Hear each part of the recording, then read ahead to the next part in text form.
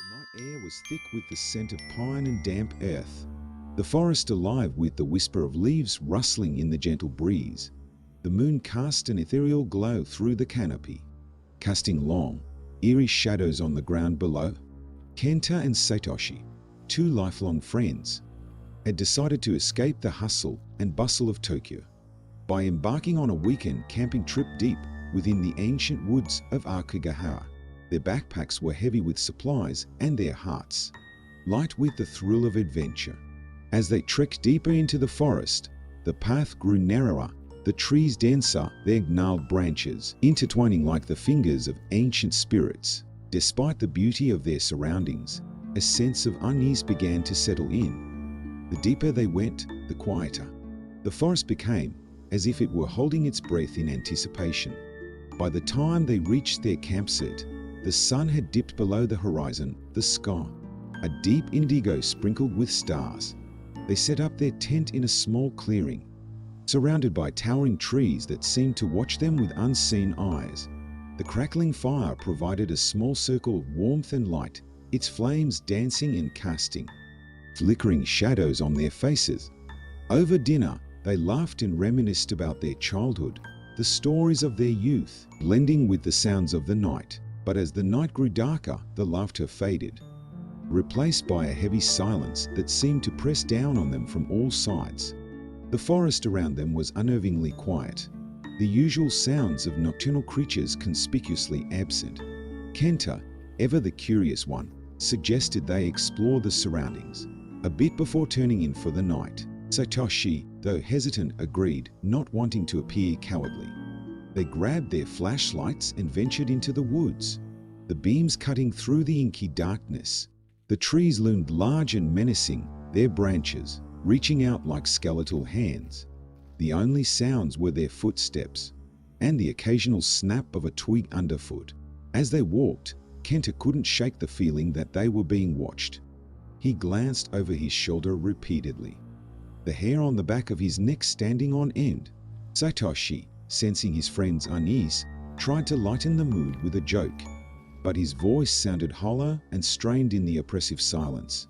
They came across a small, overgrown path that seemed to lead deeper into the heart of the forest. A strange compulsion drew them forward, despite the growing sense of dread that gnawed at their insides. The path twisted and turned, leading them to a small clearing bathed in moonlight. In the center stood an old, weathered shrine, its wood darkened and worn by time. Kenta approached the shrine, his flashlight revealing intricate carvings of unknown creatures and symbols that seemed to writhe and twist in the flickering light. A cold shiver ran down his spine as he reached out to touch the weathered wood. Suddenly, a low whisper echoed through the clearing, the words indistinct but filled with malice. Kenta jerked his hand back, his heart pounding in his chest. Satoshi too heard the whisper, his eyes wide with fear. They exchanged a glance, both knowing they should leave immediately. But as they turned to go, the whisper grew louder, more insistent, the words now clear. "You shouldn't have come here." Panic surged through them, and they stumbled back along the path, their flashlights bobbing wildly in the dark. The forest seemed to close in around them, the trees leaning closer as if trying to trap them. They ran, branches scratching at their skin, their breath coming in ragged gasps. Finally, they burst back into their campsite, collapsing by the fire, their hearts racing. They didn't speak of what they had heard, the fear too raw, too immediate. Instead, they sat in silence, the fire crackling softly, the night pressing in around them. As they finally crawled into their tent, the whispers still echoed in their minds, a chilling reminder of the unseen eyes in the forest. Kenta lay awake, staring at the tent ceiling, his thoughts a whirlwind of fear and confusion. What had they stumbled upon? And why did it feel as if the forest itself was alive, watching, waiting?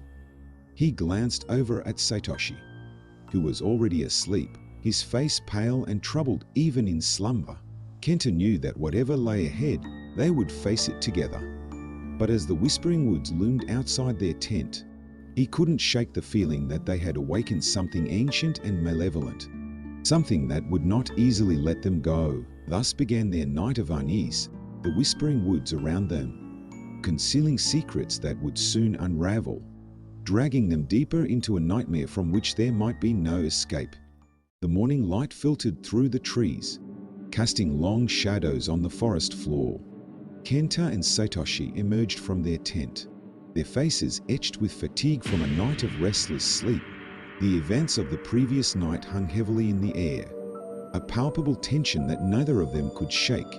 They exchanged uneasy glances as they gathered their belongings, their movements hurried and nervous. Despite the bright morning sun, the forest seemed darker, the trees closing in around them as if trying to keep them within its grasp. The whispering they had heard still echoed in their minds, a chilling reminder of the malevolent presence that lurked in the shadows. Kenta suggested they explore the area around the shrine in daylight, hoping to find some rational explanation for the eerie events. Satoshi, though reluctant, agreed, knowing that leaving without answers would only deepen their unease. They set off down the narrow path, their footsteps crunching on the fallen leaves. The forest was eerily silent, as if holding its breath in anticipation of their arrival. As they approached the clearing, the shrine stood before them, its weathered wood and intricate carvings bathed in the soft morning light. Kenta approached cautiously, his eyes scanning the area for any signs of danger. The carvings on the shrine seemed even more intricate in the daylight, the creatures and symbols twisting and turning as if alive. He reached out to touch the wood, half expecting the whisper to return. But there was only silence. Satoshi joined him, his face pale and drawn. "What do you think it means?" he asked, his voice barely above a whisper. Kenta shook his head, his mind racing with possibilities. "I don't know," he replied, "but I think we should look around. See if there's anything else that might give us a clue." They began to search the clearing, their eyes scanning the ground for anything out of the ordinary. As they moved further from the shrine, Kenta noticed something half buried in the undergrowth. He bent down and brushed away the leaves, revealing an old, leather-bound book. The cover was worn and faded, the pages yellowed with age. He opened it carefully, his fingers trembling. The book was filled with handwritten notes and drawings detailing rituals and incantations. The language was archaic, the symbols unfamiliar, but there was an undeniable sense of power within its pages. Kenta's heart pounded in his chest as he read the words, seeming to pulse with a life of their own. Satoshi peered over his shoulder, his eyes wide with fear. "What is this?" he asked, his voice shaking. Kenta shook his head, unable to tear his eyes away from the book. "I don't know," he replied, "but it feels important, like it holds the answers to what's happening here." As they continued to read, a sense of dread settled over them. The book spoke of ancient spirits bound to the land by powerful rituals, and the price that must be paid to appease them. The drawings depicted gruesome scenes of sacrifice and torment, the faces of the victims twisted in agony. Kenta's stomach churned as he turned the pages, the images searing themselves into his mind. He felt a growing sense of unease, as if they were being watched. The whispering returned, low and insistent, the words indistinct, but filled with malice. He looked up, his eyes scanning the forest, but saw nothing. Satoshi grabbed his arm, his face pale with fear. "We need to leave," he said urgently. "This place, it's not safe." Kenta nodded, his mind racing. They hurried back to the campsite, their hearts pounding in their chests. The whispering grew louder, more insistent, the words now clear. "You cannot escape." Panic surged through them as they packed their belongings, their movements frantic. The forest seemed to close in around them, the trees leaning closer as if trying to trap them. They ran, the whispering echoing in their ears, a constant reminder of the malevolent presence that pursued them. As they stumbled down the path, the whispering grew louder, more insistent, the words now clear and filled with menace. "You will never leave." Kenta's heart pounded in his chest as he glanced over his shoulder, the trees seeming to close in around them. The forest seemed alive, the shadows twisting and turning, the whispering growing louder with each step. Finally, they burst out of the forest, the sunlight blinding them. They collapsed on the ground, their hearts racing, the whispering fading into the background. They exchanged a glance, both knowing that they had narrowly escaped something ancient and malevolent. But the book they carried was a reminder that the forest's grip on them was far from over. As they made their way back to civilization, the whispering echoed in their minds, a chilling reminder of the unseen eyes that watched their every move. The sun set on the horizon, casting long shadows on the ground. Kenta and Satoshi knew that their ordeal was far from over. The book they carried held secrets that could unravel their very sanity. And the Whispering Woods would not easily let them go. As they walked, the whispering grew louder, a constant reminder of the malevolent presence that lurked in the shadows. They knew that the answers they sought lay within the pages of the book, but the price of those answers could be more than they were willing to pay. And as the darkness closed in around them, the Whispering Woods seemed to come alive, the shadows, twisting and turning, the ancient spirits watching, waiting for their next move. The train ride back to Tokyo was a silent one, punctuated only by the rhythmic clatter of wheels on tracks. Kenta and Satoshi sat in their seats, the leather-bound book resting heavily on Kenta's lap. The events of the forest clung to them like a dark shadow, their minds racing with questions and fears. As the city skyline came into view, the normalcy of urban life felt both comforting and surreal. They disembarked at Shinjuku Station, the throngs of people and bright lights, a stark contrast to the oppressive silence of the Whispering Woods. Yet, even amidst the bustling crowd, they couldn't shake the feeling of being watched. Back at Kenta's apartment, they sat at the small kitchen table, the book between them. The air was thick with tension, the only sound the distant hum of traffic outside. Kenta opened the book to the first page, the yellowed paper crackling under his touch. They began to read, their eyes scanning the archaic script and detailed drawings. The book spoke of an ancient curse, a pact made by a village long ago to protect their land from invaders. In exchange for peace and prosperity, they had bound their spirits to the forest, becoming its eternal guardians. But over time, the pact had soared, the spirits growing restless and vengeful. Kenta's heart pounded as he read the words, seeming to pulse with a life of their own. The book detailed rituals to appease the spirits, dark and gruesome ceremonies that required great sacrifice. Satoshi looked up, his face pale. "This is insane," he said, his voice trembling. "We can't possibly believe this." Kenta nodded, but the unease in his gut told him otherwise. "We need to find out more," he said. "There has to be someone who knows about this." They spent the next few days researching, their lives consumed by the dark history of Akigahara and the curse that bound the forest. They scoured libraries, old archives, and online forums, piecing together fragments of the story. The more they uncovered, the deeper their dread grew. The whispers they had heard in the forest were mentioned in several accounts, described as the voices of the bound spirits, warning intruders to leave. Each story ended in tragedy, the victims driven mad or disappearing without a trace. One evening, they found an old newspaper article about a reclusive historian who had dedicated his life to studying the supernatural phenomena of Akigahara.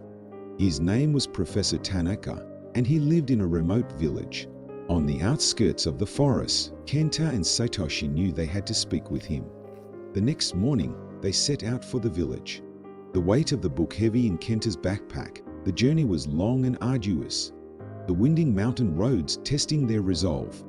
By the time they reached the village, the sun was setting, casting long shadows over the quaint houses and narrow streets. They found Professor Tanaka's house at the edge of the village, a small, weathered building surrounded by overgrown vegetation. Kenta knocked on the door, his heart pounding in his chest. An elderly man answered, his eyes sharp and piercing despite his age. They explained their situation, showing him the book and recounting their experiences in the forest. The professor listened intently, his expression grave. "This book," he said, his voice low and measured, is a record of the ancient pact made by the villagers of Aokigahara. It is both a guide and a warning. He led them into his study, a cluttered room filled with books and artifacts. He explained that the spirits bound to the forest were once human, their souls twisted by centuries of torment. The whispers they heard were the spirits' way of warning and protecting the forest from outsiders. But why now? Satoshi asked, his voice tinged with desperation. Why did they target us? Professor Tanaka shook his head. The spirits are restless, he said. The balance has been disturbed. Something or someone has angered them. Kenta and Satoshi exchanged a glance, the weight of the professor's words sinking in. What can we do? Kenta asked. How do we stop this? The professor sighed, his eyes filled with sorrow. There is a ritual, he said, a way to appease the spirits and restore the balance. But it requires a great sacrifice. He explained the ritual in detail, the steps intricate and the cost high. Kenta felt a cold knot of fear in his stomach. As he listened, the reality of their situation becoming painfully clear. They thanked the professor and left, the weight of their task pressing down on them.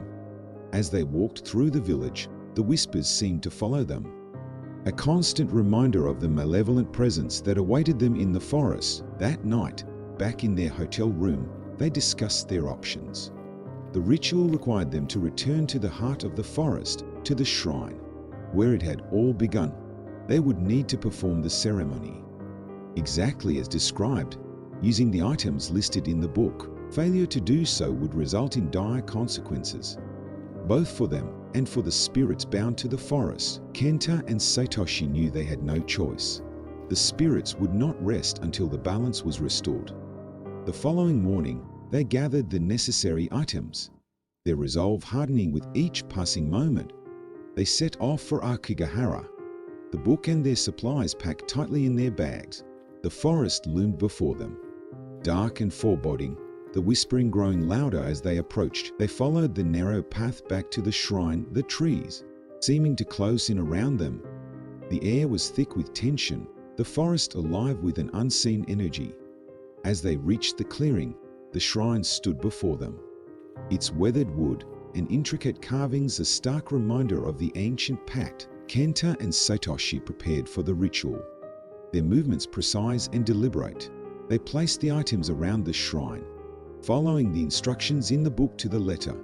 The air grew colder, the whispers more insistent, as if the spirits were watching their every move.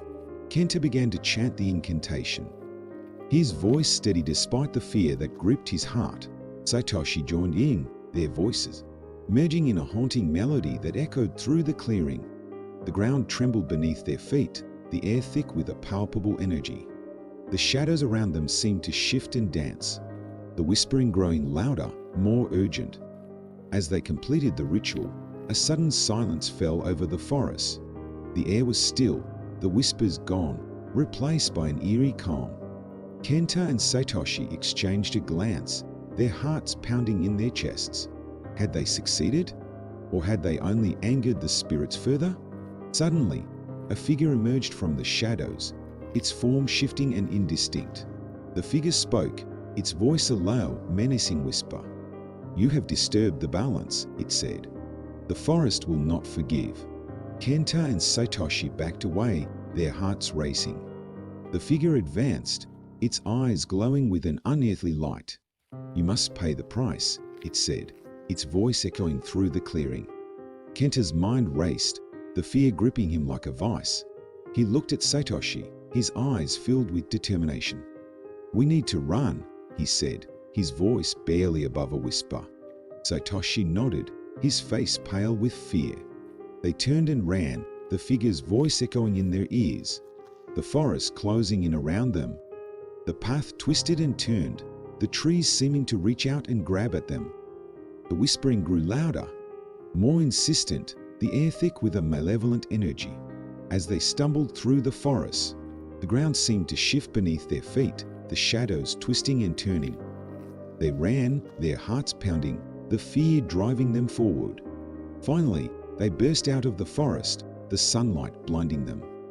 They collapsed on the ground, their breaths coming in ragged gasps. The whispering faded, replaced by the distant hum of the city. They had escaped, but the price of their actions weighed heavily on them. The book lay between them, a reminder of the ancient pact and the spirits that would not easily let them go. As they made their way back to the city, the whispering echoed in their minds, a constant reminder of the unseen eyes that watched their every move. They knew that the balance had been disturbed, and the spirits of the forest would not rest until it was restored. The answers they sought lay within the pages of the book, but the price of those answers could be more than they were willing to pay. And as the darkness closed in around them, the whispering woods seemed to come alive, the shadows, twisting and turning, the ancient spirits watching, waiting for their next move. The city lights flickered outside the apartment window, a stark contrast to the oppressive darkness of the whispering woods. Kenta and Satoshi sat in silence, the weight of their recent ordeal pressing heavily on their shoulders. The ancient book lay open on the table, its pages filled with the dark history of the forest and the malevolent spirits that dwelled within. They had barely escaped with their lives, but the sense of unease had followed them back to Tokyo. The whispers, though faint, still echoed in their minds, a constant reminder of the unseen eyes that watched their every move. Kenta knew they couldn't run forever. The balance had been disturbed, and the spirits would not rest until it was restored. "We need to finish this," Kenta said, his voice steady despite the fear that gripped his heart. Satoshi nodded, his face pale and drawn. "But how?" he asked. Kenta flipped through the book, his eyes scanning the pages for any clue that might help them. The rituals described were complex and dangerous, requiring precise execution and great sacrifice. As he read, a plan began to form in his mind. "We need to return to the shrine," Kenta said, "and we need to perform the final ritual." Satoshi's eyes widened in fear. "Are you insane?" he asked. "We barely made it out alive last time." Kenta shook his head. "We don't have a choice," he said. "The spirits won't stop until the balance is restored, and we're the only ones who can do it." They spent the next few days preparing, gathering the necessary items and studying the ritual in detail. The air in the apartment was thick with tension, the whispers growing louder as the day of their departure approached. Finally, the morning of their journey arrived. They packed their bags and set off for Akigahara, their hearts heavy with the knowledge of what lay ahead. The forest loomed before them, dark and foreboding, the trees seeming to whisper secrets of the past. They followed the narrow path back to the shrine, their steps slow and deliberate. The air grew colder, the whispers more insistent, as if the spirits were watching their every move. As they reached the clearing, the shrine stood before them, its weathered wood and intricate carvings a stark reminder of the ancient pact. Kenta and Satoshi set up the items for the ritual, their movements precise and deliberate.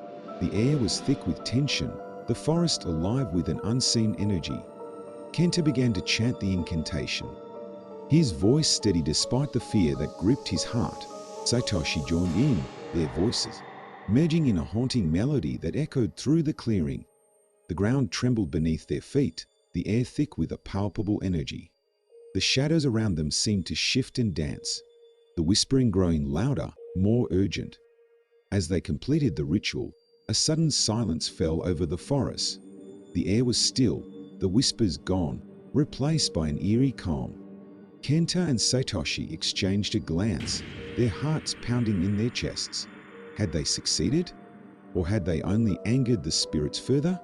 Suddenly, a figure emerged from the shadows, its form shifting and indistinct. The figure spoke, its voice a low, menacing whisper. "You have disturbed the balance," it said. "The forest will not forgive."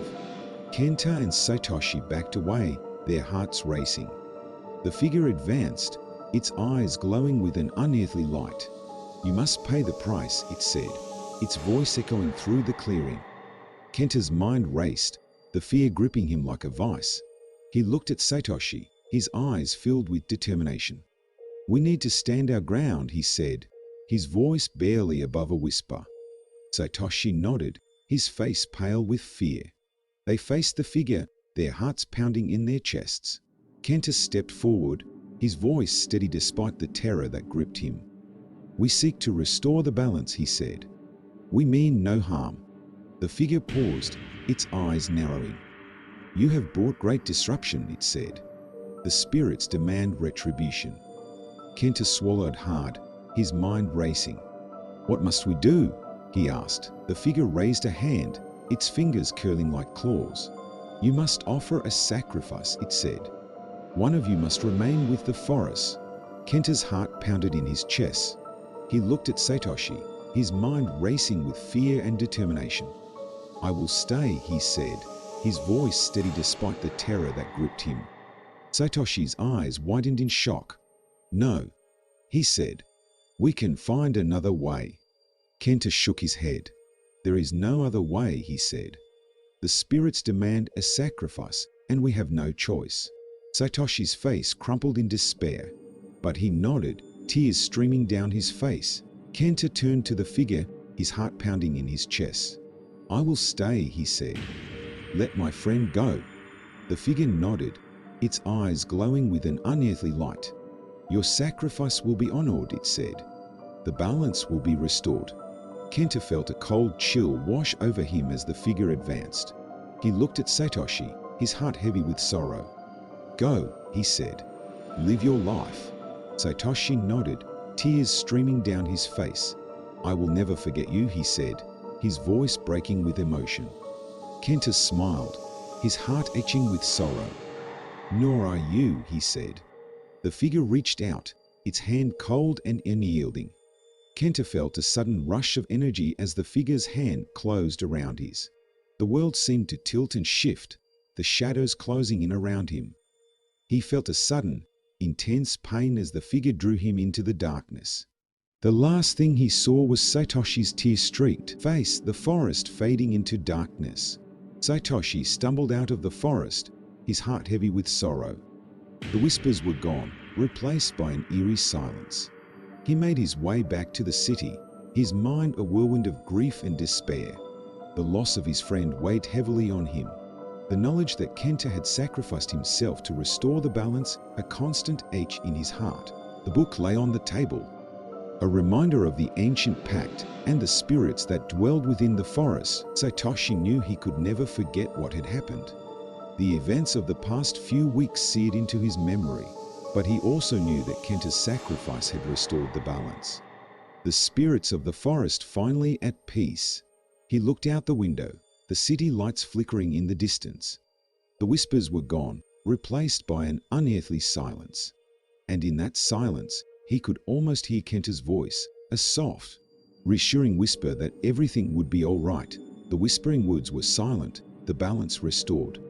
The spirits that had once been bound to the forest were finally at peace, their ancient pact honored.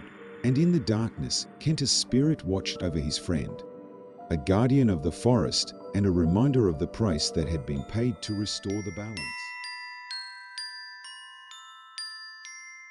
The sun had set, leaving the forest shrouded in darkness. The only light came from the thin sliver of the crescent moon and the occasional flicker of a distant campfire. 4 friends, Takeshi, Yuki, Haruto, and Miki, decided to spend the weekend camping in the dense forests of Akugahara, known for its eerie silence and dark history. The forest had always fascinated them. They had heard the stories of ghosts and spirits, but their curiosity overpowered their fear. They set up their tents near a small clearing, close to a natural spring. The area was serene, with the gentle sound of water trickling and the rustling of leaves in the breeze. The night was cold, and the air was thick with the scent of pine and damp earth. Takeshi, the group's leader, suggested they start a campfire. "Let's gather some firewood," he said, his voice cutting through the quiet night. Yuki and Haruto nodded, while Miki stayed behind to prepare dinner. The 3 of them ventured into the woods, their flashlights casting long, eerie shadows on the trees. As they gathered wood, they felt a sense of unease. The forest was too quiet, almost unnaturally so.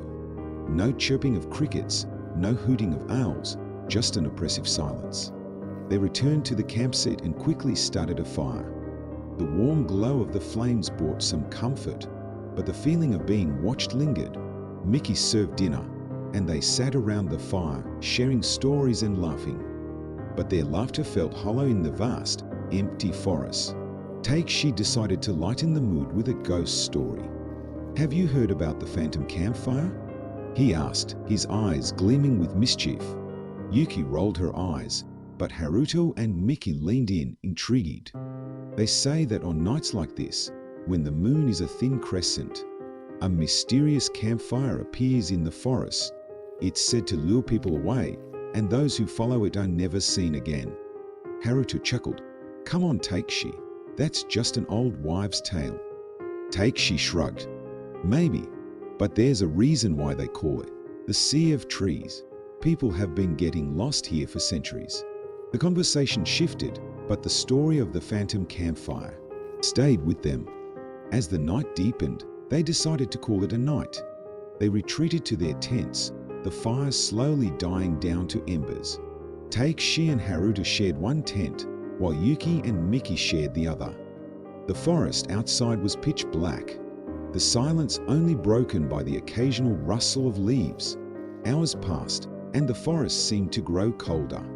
Mickey, unable to sleep, decided to step outside for some fresh air. As she emerged from the tent, she saw a faint light in the distance. At first, she thought it was a reflection or a trick of the eyes, but the light flickered, unmistakably a campfire. Her curiosity piqued. She called out to the others. "Takeshi, Yuki, Haruto, wake up. There's something you need to see." The three stumbled out of their tents, rubbing sleep from their eyes. "What's going on, Mickey?" Takeshi asked, a hint of irritation in his voice. Mickey pointed towards the light. "Look, there's a campfire over there. It wasn't there before." Yuki frowned. "Maybe it's another group of campers." Haruto shook his head. "We didn't see anyone else when we came in, and it's too far for anyone to have set up without us noticing." Takeshi's face grew serious. "Let's check it out. Stay close and don't wander off." They grabbed their flashlights and ventured into the forest. Following the faint glow, the light seemed to move, always just out of reach. They walked for what felt like hours, but the campfire remained elusive. The forest grew denser, the trees closing in around them. The feeling of being watched intensified, and a cold sweat broke out on their skin. Finally, they reached a small clearing. In the center, a campfire burned brightly, but there was no one around. No tents, no supplies, just the fire. Takeshi approached cautiously. "Hello? Is anyone there?" There was no response. The fire crackled and popped, the only sound in the eerie silence. Haruto examined the ground. There are no footprints. It's like the fire just appeared out of nowhere. Yuki shivered. "This is creepy. Let's go back." But as they turned to leave, they realized they were lost. The path they had taken was gone, swallowed by the forest. Panic set in, and they began to argue. "We need to stay calm," Takeshi said, trying to keep his voice steady. "We'll find our way back. Just stay close." But as they retraced their steps, the forest seemed to shift around them. Every tree looked the same. Every direction led nowhere. The campfire, once a distant glow, now felt like a trap. Hours passed, and exhaustion took over. They stumbled upon another clearing, identical to the first. In the center, another campfire burned. Mickey's voice trembled. "This can't be happening. We're going in circles." Takeshi clenched his fists. "There's got to be an explanation. This is just a trick of the light." But deep down, they all knew something was terribly wrong. As dawn approached, their flashlights began to flicker and die. The forest, once shrouded in darkness, was now bathed in a pale, eerie light. They collapsed near the campfire, too tired to move. As they drifted into a restless sleep, the fire burned on, its flames dancing in the early morning light. The forest watched, silent and unforgiving, as the phantom campfire claimed its latest victims. Thus ends the first section of The Phantom Campfire, a Japanese horror tale. The morning light did little to alleviate the terror that had gripped the four friends. They awoke near the phantom campfire, its flames now dwindling, but still inexplicably burning without fuel. Takeshi was the first to stir, his eyes heavy with exhaustion and unease. He glanced around at his friends, who were beginning to wake as well. Miki's eyes were wide with fear, Yuki's face pale, and Haruto looked as if he hadn't slept at all. "We need to find our way back," Takeshi said, trying to sound confident. "But first, we need to put out this fire." Haruto nodded and approached the fire, but as he tried to extinguish it with dirt and water, the flames only seemed to grow stronger. "It's not working," he said, stepping back in frustration. Yuki bit her lip. "This isn't normal. We need to leave this place now." With no other options, they decided to abandon the campfire and find their way back to their campsite. The forest, bathed in the morning light, seemed less menacing, but an underlying sense of dread remained. They walked for hours, the dense foliage making it difficult to find any recognizable landmarks. As the sun climbed higher, the heat and humidity grew oppressive. The forest was a labyrinth, each turn and path leading them deeper into the unknown. Takeshi tried to keep their spirits up, but the frustration and fear were palpable. "Let's rest for a bit," he suggested, noticing Miki struggling to keep up. They found a small clearing and sat down, taking sips of water and trying to regain their composure. "How can we be this lost?" Yuki asked, her voice trembling. "We were so careful. It's like the forest is playing tricks on us," Haruto muttered, his eyes scanning the trees. Takeshi tried to formulate a plan, but his thoughts were interrupted by a sudden rustling in the bushes. They all tensed, eyes wide with alarm. From the shadows emerged a figure, an old man dressed in tattered clothes, his face obscured by a wide-brimmed hat. "Lost, are we?" the man asked, his voice raspy and low. Takeshi stood up, cautiously approaching the stranger. "Yes, we're trying to find our campsite. Can you help us?" The old man chuckled, a sound that sent chills down their spines. "This forest has a way of keeping people who don't belong." "Who are you?" Miki asked, her voice barely above a whisper. The old man lifted his head, revealing a face weathered by time and hardship. "Just a wanderer like yourselves, but I've been here longer than I care to remember." He pointed to the east. "Your campsite is that way, but be careful. The forest doesn't like intruders." With that, he disappeared into the trees, leaving the four friends more unsettled than before. Takeshi hesitated but decided to follow the old man's direction. They walked in silence, each lost in their thoughts. The forest seemed to grow darker, the canopy thickening overhead blocking out the sun.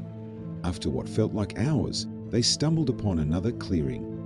To their shock, it was their original campsite, but it looked different. The tents were still there, but everything seemed untouched, as if they had never left. Yuki gasped. "This is impossible. How did we get back here?" Haruto checked his watch. "We've been walking in circles." Miki's eyes filled with tears. "What are we going to do?" Takeshi took a deep breath, trying to calm himself. "Let's regroup. We need to think this through." They sat around the campfire, the atmosphere tense. The forest was eerily quiet, the oppressive silence returning. "That old man," Takeshi began. "He knew something. This forest, it's not normal." Yuki nodded. "We need to find a way out, but we can't just wander aimlessly."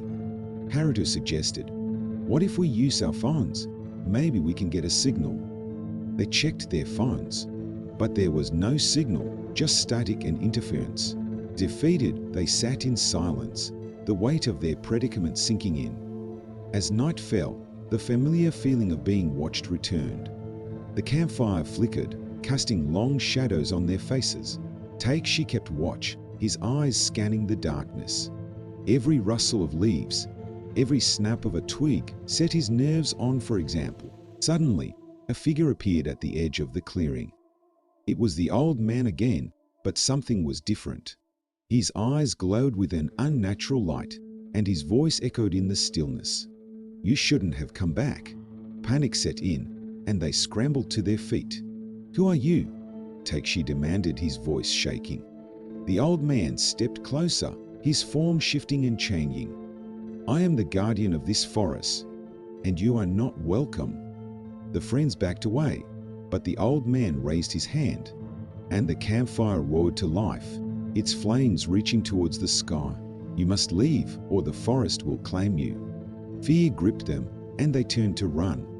But the forest closed in around them, the trees forming an impenetrable wall. The old man's laughter echoed in the darkness, a sound that would haunt them forever. Takshi grabbed Mickey's hand. "We have to find another way."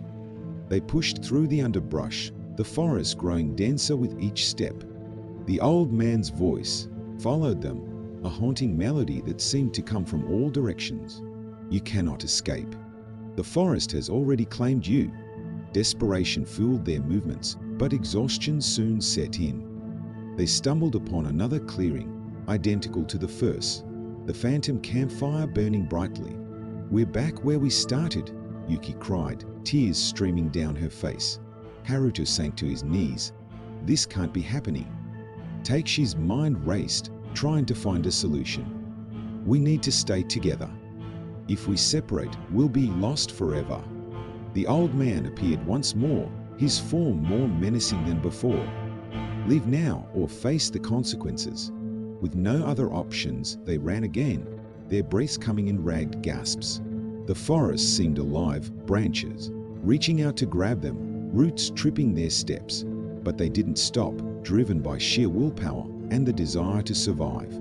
After what felt like an eternity, they burst through the trees and found themselves at the edge of the forest. The sight of open land brought a wave of relief, and they collapsed, panting and exhausted. "We made it," Takshi said, his voice weak but filled with hope. But as they looked back, they saw the old man standing at the forest's edge, his eyes glowing in the darkness. "This is not over," he warned. "The forest never forgets." The friends didn't wait to find out what he meant.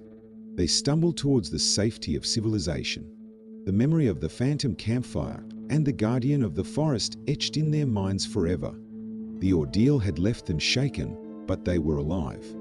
As they reached the outskirts of a nearby town, they vowed never to return to Aokigahara, the sea of trees.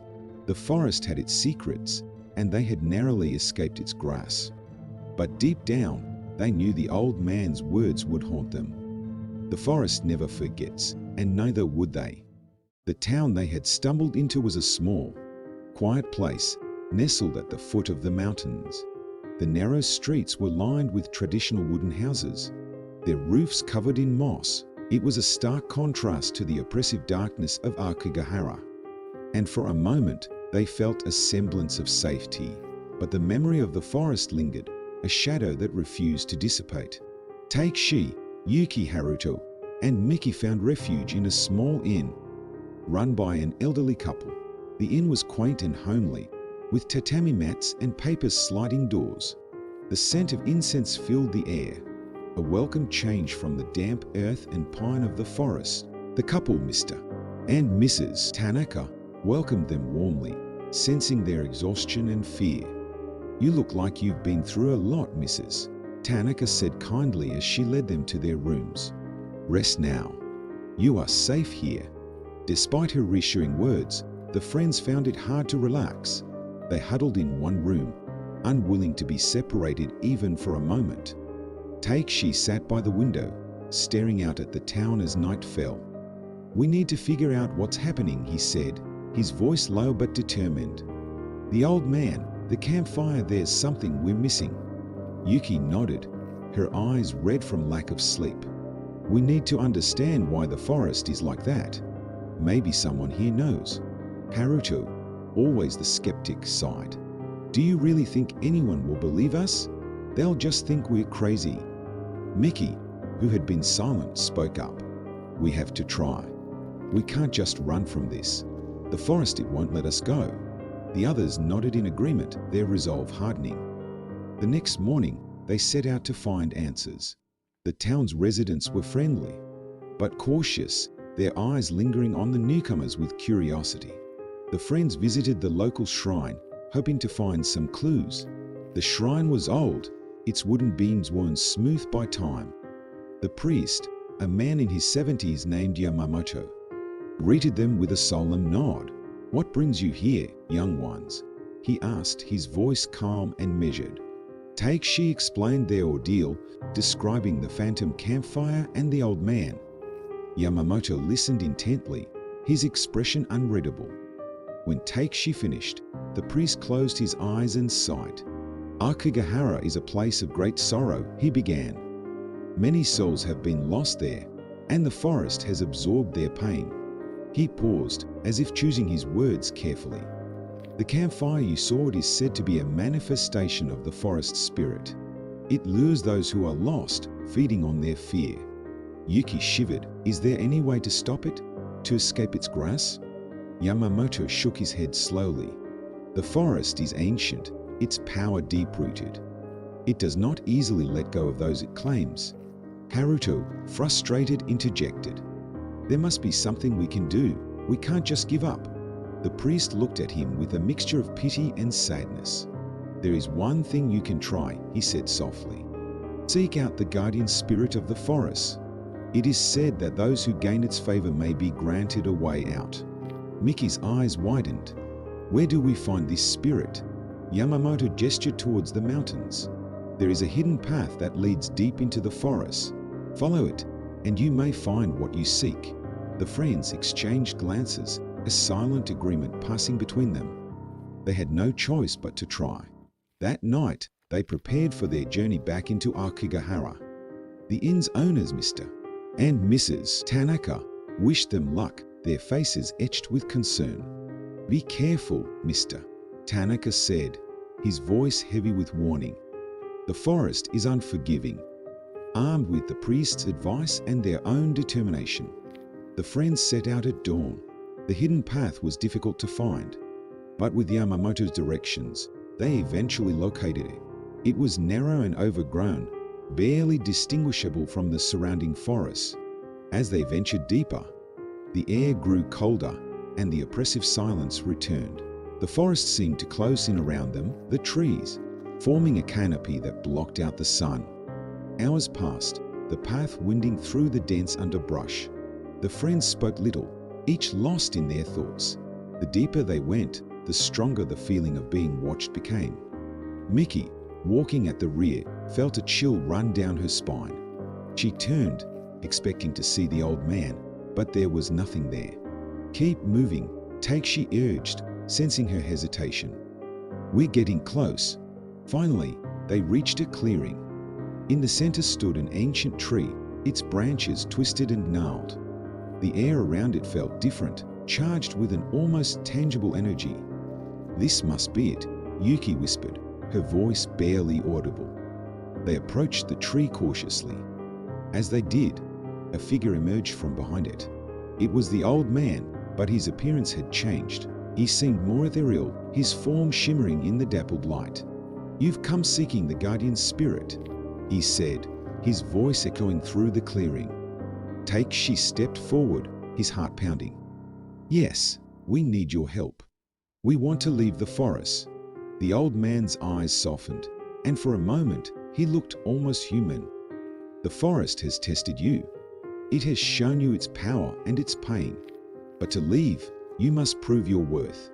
Yuki frowned. "What do we have to do?" The old man pointed to the ancient tree. "Within this tree lies the heart of the forest. You must face your fears and confront the darkness within." Haruto, ever the skeptic, shook his head. "This is madness. How do we even know this is real?" The old man's gaze hardened. "Doubt will be your downfall. Trust in the forest or be lost forever." With no other options, the friends approached the tree. Its bark was rough, and the air around it seemed to hum with energy. Takeshi placed his hand on the trunk, and a wave of memories washed over him. The pain and sorrow of those who had perished in the forest flooded his mind. He saw visions of lost souls, their faces twisted in anguish. But amidst the darkness, there was a flicker of light. He held on to it, focusing on the hope and determination that had brought them this far. One by one, the others followed, each experiencing their own visions. Yuki saw her family, their love and support giving her strength. Haruto faced his doubts and fears, realizing the importance of trust and faith. Miki confronted the trauma of her past, finding solace in the knowledge that she was not alone. As they stood together, the ancient tree began to glow, its branches radiating a soft golden light. The old man's form shimmered and shifted, revealing his true nature. He was the guardian spirit, a being of immense power and wisdom. "You have faced the forest and its darkness," he said, his voice filled with a gentle strength. "You have proven your worth." With a wave of his hand, the clearing transformed. The oppressive darkness lifted, replaced by a serene, otherworldly beauty. The friends felt a sense of peace, the weight of their ordeal lifting from their shoulders. "You are free to leave," the guardian spirit said. "But remember, the forest never forgets. Respect its power, and you will always find your way." With a final nod, the spirit faded into the light, leaving the friends standing in the clearing. They felt a newfound sense of hope and purpose, their bond stronger than ever. As they made their way back through the forest, the path seemed clearer, the trees less menacing. The sunlight broke through the canopy, guiding them towards safety. When they finally emerged from Akigahara, they were greeted by the sight of the town below. It was a welcome sight, a reminder of the world they had almost lost.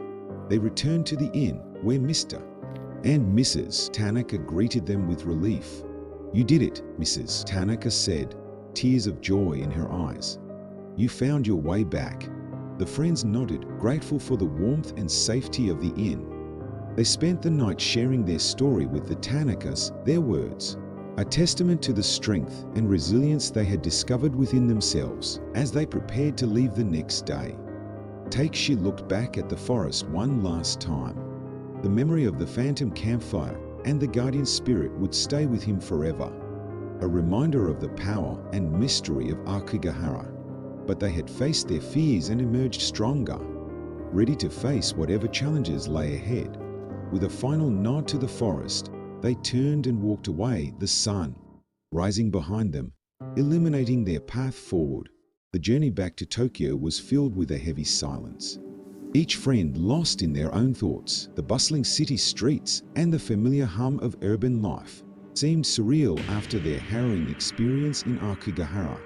They parted ways, promising to stay in touch. But an unspoken agreement lingered: they would never speak of the forest again.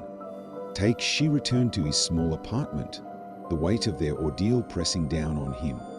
He tried to slip back into his routine, but the memories haunted him. Each night, he dreamt of the phantom campfire and the old man's glowing eyes. The feeling of being watched never left him, and he found himself constantly looking over his shoulder. One evening, as he sat alone in his living room, a soft knock echoed through his apartment. He opened the door to find Yuki standing there, her face pale and eyes wide with fear. "Takeshi, I think it's happening again," she whispered, her voice trembling. She told him about the strange occurrences in her apartment, the flickering lights, the whispers in the dark, the sense of being watched. It was as if the forest curse had followed them back to the city. They decided to gather the others, hoping that together they could find a solution. Haruto and Miki arrived shortly after, their faces mirroring the same fear and confusion. "We need to go back," Takeshi said, his voice firm. "We need to confront whatever it is that's haunting us."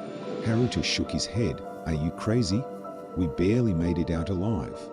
Miki, however, nodded in agreement with Takeshi. "He's right. Running away didn't work. We need to face this together." Reluctantly, Haruto agreed, and the four friends set out once more, heading back towards the forest that had nearly claimed their lives. The drive was tense, the air thick with anticipation and dread. As they approached the edge of Akigahara, the familiar sense of unease settled over them. The forest loomed ahead, dark and forbidding. They retraced their steps, following the path that had led them to the guardian spirit. The forest seemed to recognize them, the oppressive silence deepening with each step. When they reached the ancient tree, the clearing was bathed in an eerie light, the air charged with the same strange energy. The old man, the guardian spirit, stood before them once more. "You have returned," he said, his voice echoing through the clearing. She stepped forward, his resolve unshaken. "We need to understand what's happening to us. Why can't we escape this?" The spirit's eyes softened, and he nodded. "The forest has marked you. It will always be a part of you, as you are now a part of it." Yuki's voice trembled. "Is there any way to break the curse?" The spirit considered this for a moment before speaking. "There is a way, but it comes at a great cost." Haruto's skepticism flared. "What cost?" The spirit's form shimmered, revealing glimpses of the countless souls trapped within the forest. "You must offer a part of yourselves to the forest. Only then will it release its hold on you." Miki stepped forward, her eyes filled with determination. "We'll do whatever it takes. We can't live like this." The spirit nodded. "Very well. You must each confront your deepest fear, here in the heart of the forest. Only then will you be free." One by one, they faced their fears. She relived the moment when he almost lost his friends in the forest, the crushing guilt and helplessness overwhelming him. Yuki confronted the loss of her family, the pain and sorrow tearing at her heart. Haruto faced his doubts and insecurities, the fear of failure and inadequacy that had always haunted him. Miki confronted the trauma of her past, the darkness she had kept hidden for so long. As they faced their fears, the ancient tree began to glow once more, its light intensifying until it enveloped them completely. The pain and fear seemed to dissolve, replaced by a sense of peace and acceptance. When the light faded, they found themselves standing outside the forest. The oppressive weight lifted from their shoulders. The guardian spirit's voice echoed in their minds one last time. "You are free, but remember, the forest never forgets. Respect its power, and you will always find your way." They returned to their lives, the memories of Aokigahara slowly fading into the background. The sense of being watched disappeared, and the strange occurrences stopped. But the bond between them remained, strengthened by their shared ordeal. Years passed, and they went their separate ways, each finding their own path. She became a writer, his experiences in the forest inspiring a series of best-selling horror novels. Yuki found solace in helping others, becoming a therapist specializing in trauma. Haruto embraced his fears, turning them into a successful career. As a motivational speaker, Miki channeled her trauma into art, her hauntingly beautiful paintings gaining recognition worldwide. Though they rarely spoke of the forest, the memory of their ordeal remained, a silent reminder of the power of Aokigahara. One day, years later, She received a letter. It was from Mr. Tanaka, the innkeeper who had sheltered them. The letter was brief, but its message was clear. The forest had claimed another victim, a lone hiker who had disappeared without a trace. Takeshi's heart sank as he read the words, the familiar sense of dread returning. He knew that the forest's curse was still very much alive. As he stared out the window of his study, the city's skyline stretching out before him, he couldn't shake the feeling that the forest was watching. The phantom campfire, the guardian spirit, the ancient trio of it felt as real as the day they had left. He knew that the forest never forgot, and neither would he. With a heavy heart, he picked up his pen and began to write, hoping that his words would serve as a warning to others. Aokigahara, the sea of trees, was a place of great power and mystery, and its echoes would forever haunt those who dared to venture into its depths.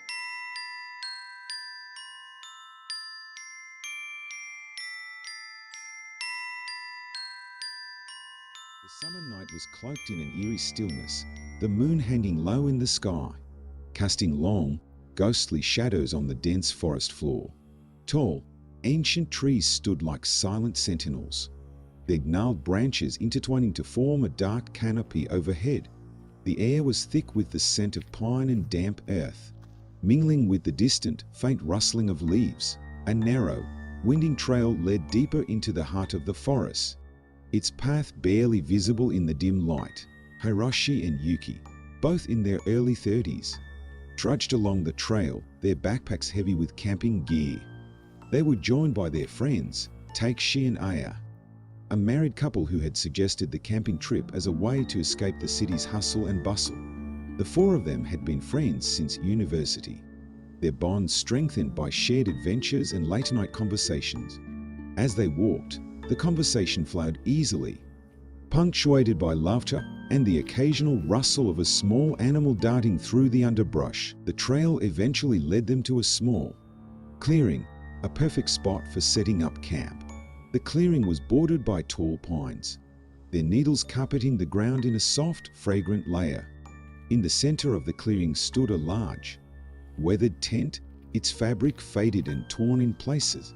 "Looks like someone left it behind," Takeshi remarked, his voice tinged with curiosity. "Or maybe it's haunted," Aya added with a mischievous grin, her eyes sparkling in the moonlight. Yuki shivered slightly, more from the chill in the air than from Aya's suggestion. "Let's set up our tents over there," Hiroshi said, pointing to a spot a little further away from the old tent. As they pitched their tents, the sky darkened, and a chorus of nocturnal insects began to sing. The forest seemed to close in around them, the darkness deepening with each passing moment. Once their campsite was ready, they gathered around a small campfire, its flickering flames casting dancing shadows on their faces. The conversation turned to ghost stories, as it often did during camping trips. Takeshi, always the storyteller, recounted a tale of a vengeful spirit that haunted a nearby village. His voice was low and dramatic, drawing them in with each word. Aya listened with rapt attention, while Hiroshi and Yuki exchanged amused glances. As the fire burned down to embers, they decided to call it a night. The forest was silent now, save for the occasional hoot of an owl or the rustle of leaves in the wind. Hiroshi and Yuki crawled into their tent, while Takeshi and Aya did the same in theirs. The night was still, and sleep came easily. But as the hours passed, Yuki awoke to a strange sound. It was a soft, almost imperceptible whisper, like the wind passing through the trees. She sat up, straining to listen, her heart pounding in her chest. The sound seemed to be coming from the direction of the old tent. "Did you hear that?" she whispered to Hiroshi, who was still half asleep. "Hear what?"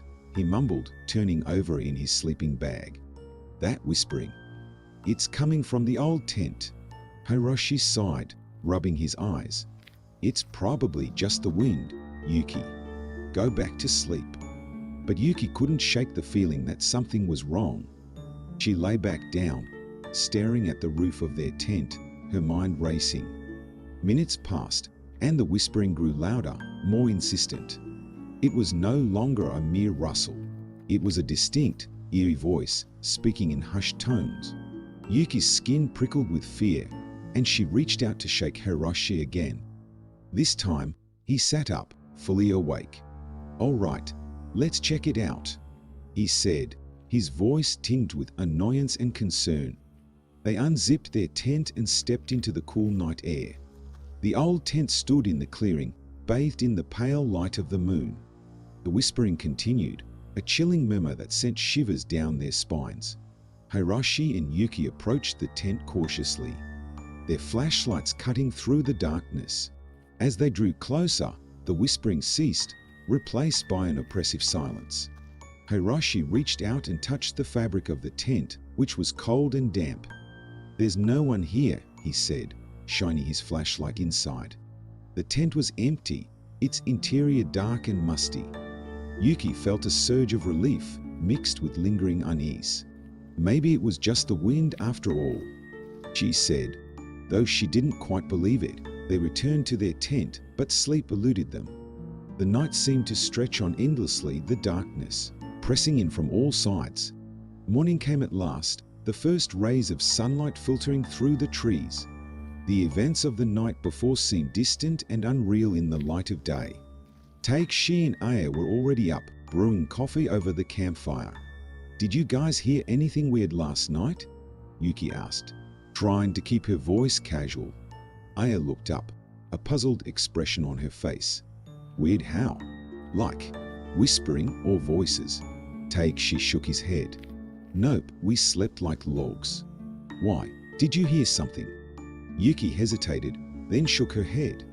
"No, it's nothing. Just my imagination, I guess." They spent the day hiking and exploring the forest, their spirits lifted by the beauty of their surroundings. But as night fell once more, the sense of unease returned. The old tent loomed in the clearing, a silent reminder of the previous night's events. They gathered around the campfire again, but the conversation was more subdued this time. The forest seemed to close in around them, the darkness deeper and more oppressive than before. As they prepared for bed, Yuki couldn't shake the feeling that they were being watched. She lay in her sleeping bag, staring at the tent's roof, her heart pounding in her chest. The whispering began again, soft and insistent, growing louder with each passing moment. This time, it was accompanied by a faint, rhythmic tapping, like fingers drumming on a surface. Yuki sat up, her breath coming in short, panicked gasps. "Hiroshi, wake up," she whispered urgently. He groaned and sat up, blinking in the darkness. "What now?" The whispering. "It's back. And there's tapping too." Hiroshi listened, his expression growing serious. "Stay here," he said, grabbing the flashlight. He unzipped the tent and stepped outside, the cool night air butting at his skin. The old tent stood in the clearing, its fabric rustling in the breeze. The whispering and tapping grew louder. As he approached, a disjointed, eerie symphony. Hiroshi shone the flashlight inside, his heart pounding. The tent was empty, but the sounds continued, echoing in the stillness of the night. He turned to call for Yuki, but his voice caught in his throat. A figure stood at the edge of the clearing, half hidden in the shadows. It was a woman, her long hair flowing in the wind, her eyes glowing with an otherworldly light. Hiroshi's blood ran cold, and he took a step back, his mind reeling. The woman raised a hand, and the whispering grew louder, more insistent. Hiroshi stumbled backward, his flashlight flickering. He turned and ran back to their tent, his breath coming in ragged gasps. "Yuki, we need to go," he said, his voice shaking. She looked up at him, fear etched on her face. "What did you see?" "A woman. I think it was a ghost. We need to leave now." They hurriedly packed their belongings, their movements frantic and uncoordinated. The whispering and tapping followed them, growing louder with each passing moment. As they fled the clearing, they could feel eyes watching them, unseen presences lurking in the shadows. The trail back to the village was dark and treacherous, but they didn't dare slow down. Their hearts pounded in their chests, fear driving them forward. When they finally emerged from the forest, the first light of dawn was breaking over the horizon. They stumbled into the village, exhausted and terrified, their minds reeling from the night's events. The villagers listened to their story with wide eyes, their faces pale with fear. It was said that the forest was haunted, that spirits roamed its depths, seeking vengeance for wrongs long past. Hiroshi and Yuki knew they had encountered something beyond their understanding, something that would haunt their dreams for years to come. As they left the village, they cast one last glance at the forest. Its dark, forbidding presence, a stark reminder of the terror they had faced. They vowed never to return, but the memory of the haunted tent would remain with them, a chilling reminder of the unknown horrors that lurked in the shadows. The village was small, a cluster of traditional wooden houses surrounded by rice fields and dense forests. As Hiroshi and Yuki stumbled into the main square, the sun had just begun to rise, casting a golden hue over the landscape. The villagers, already up and about, stopped to stare at the disheveled couple. Their expressions ranged from curiosity to concern. As Hiroshi and Yuki approached the local inn, the innkeeper, an elderly man with kind eyes and a weathered face, stepped forward to greet them.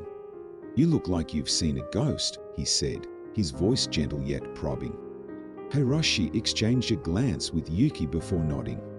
"We need to talk to someone about the forest. Something happened to us last night."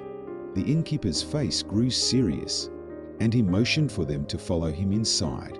The inn's interior was cozy, with tatami mats on the floor and low wooden tables. They sat around a table, the innkeeper offering them hot tea, which they gratefully accepted.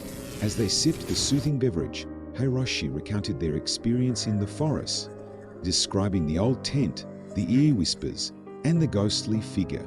The innkeeper listened intently, his eyes narrowing as the story unfolded. When Hiroshi finished, the innkeeper let out a long sigh. "You are not the first to speak of such things," he said slowly. "That part of the forest has been haunted for generations. Many have claimed to hear voices, see apparitions, and feel an overwhelming sense of dread." Yuki shivered, the memories of the previous night still fresh in her mind. "Why is the forest haunted?" she asked, her voice barely above a whisper. The innkeeper leaned back, his gaze distant. "There are many stories, but the most common. One involves a tragedy that took place many years ago. A group of travelers set up camp in the same clearing. Where you found that old tent, they were never seen again. Some say they were taken by the spirits of the forest. Others believe they fell victim to a darker force." Hiroshi felt a chill run down his spine. "What should we do? We can't just leave without knowing more." The innkeeper nodded, understanding their need for closure. "There is an old shrine deeper in the forest, dedicated to the spirits that dwell there. The shrine keeper, a woman named Akiko, might be able to help you. She knows more about the forest's history than anyone else." Grateful for the lead, Hiroshi and Yuki thanked the innkeeper and set off towards the shrine. The forest seemed even more foreboding in the daylight, the tall trees casting long shadows across the path. As they walked, the sense of being watched returned, a constant presence that made their skin prickle. The trail was narrow and winding, leading them deeper into the heart of the forest. The sounds of the village faded away, replaced by the rustling of leaves and the occasional call of a distant bird. After what felt like hours, they arrived at the shrine. A small, ancient structure nestled among the trees. The air was thick with the scent of incense, and the sound of a gentle stream could be heard nearby. An old woman was sweeping the steps of the shrine, her movements slow and deliberate. When she saw them, she paused, her eyes sharp and assessing. "You must be the ones who encountered the spirits last night," she said, her voice calm but firm. Hiroshi and Yuki exchanged a surprised glance before nodding. "Yes, we were told you could help us," Hiroshi replied. Akiko set her broom aside and gestured for them to sit on a nearby bench. "I have tended this shrine for many years," she began, her voice steady and clear. "The forest is a place of great power, both light and dark. The spirits you encountered are restless, bound to this place by a tragedy that occurred long ago." She told them of a young couple who had fled to the forest to escape a forced marriage. They had set up camp in the clearing, hoping to find peace and solitude. But their families had followed them, and a violent confrontation ensued, resulting in their deaths. Their spirits, along with those of their vengeful families, were said to haunt the forest, unable to find peace. "They are trapped by their anger and sorrow," Akiko explained, "and they seek to draw others into their torment." Yuki's eyes widened with fear. "Is there any way to help them? To free them?" Akiko nodded slowly. "There is a ritual that can be performed, a way to offer peace to the spirits, but it is dangerous, and it requires great courage and strength of heart." Hiroshi felt a mix of fear and determination. "What do we need to do?" Akiko led them into the shrine, where she showed them an ancient scroll detailing the ritual. It involved creating a sacred space in the clearing, using specific herbs and symbols to call upon the spirits. They would need to confront the spirits, offer them a token of peace, and guide them towards the light. The ritual had to be performed at midnight, when the veil between the worlds was thinnest. Hiroshi and Yuki agreed to undertake the ritual despite the risks. They spent the day preparing, gathering the necessary herbs, and learning the symbols they would need to draw.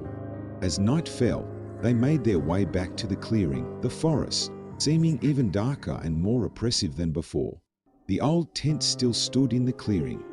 A silent witness to the events of the past, they set up their sacred space, carefully placing their herbs and drawing the symbols on the ground. The air grew colder, and the whispering began once more, louder and more urgent than before. Hiroshi and Yuki stood in the center of the sacred space, their hands clasped together.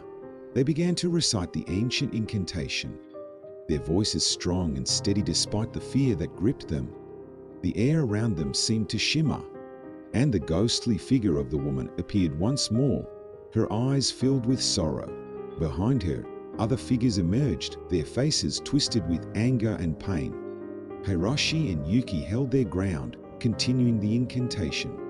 They offered the spirits a token of peace, a small wooden carving that Akiko had given them.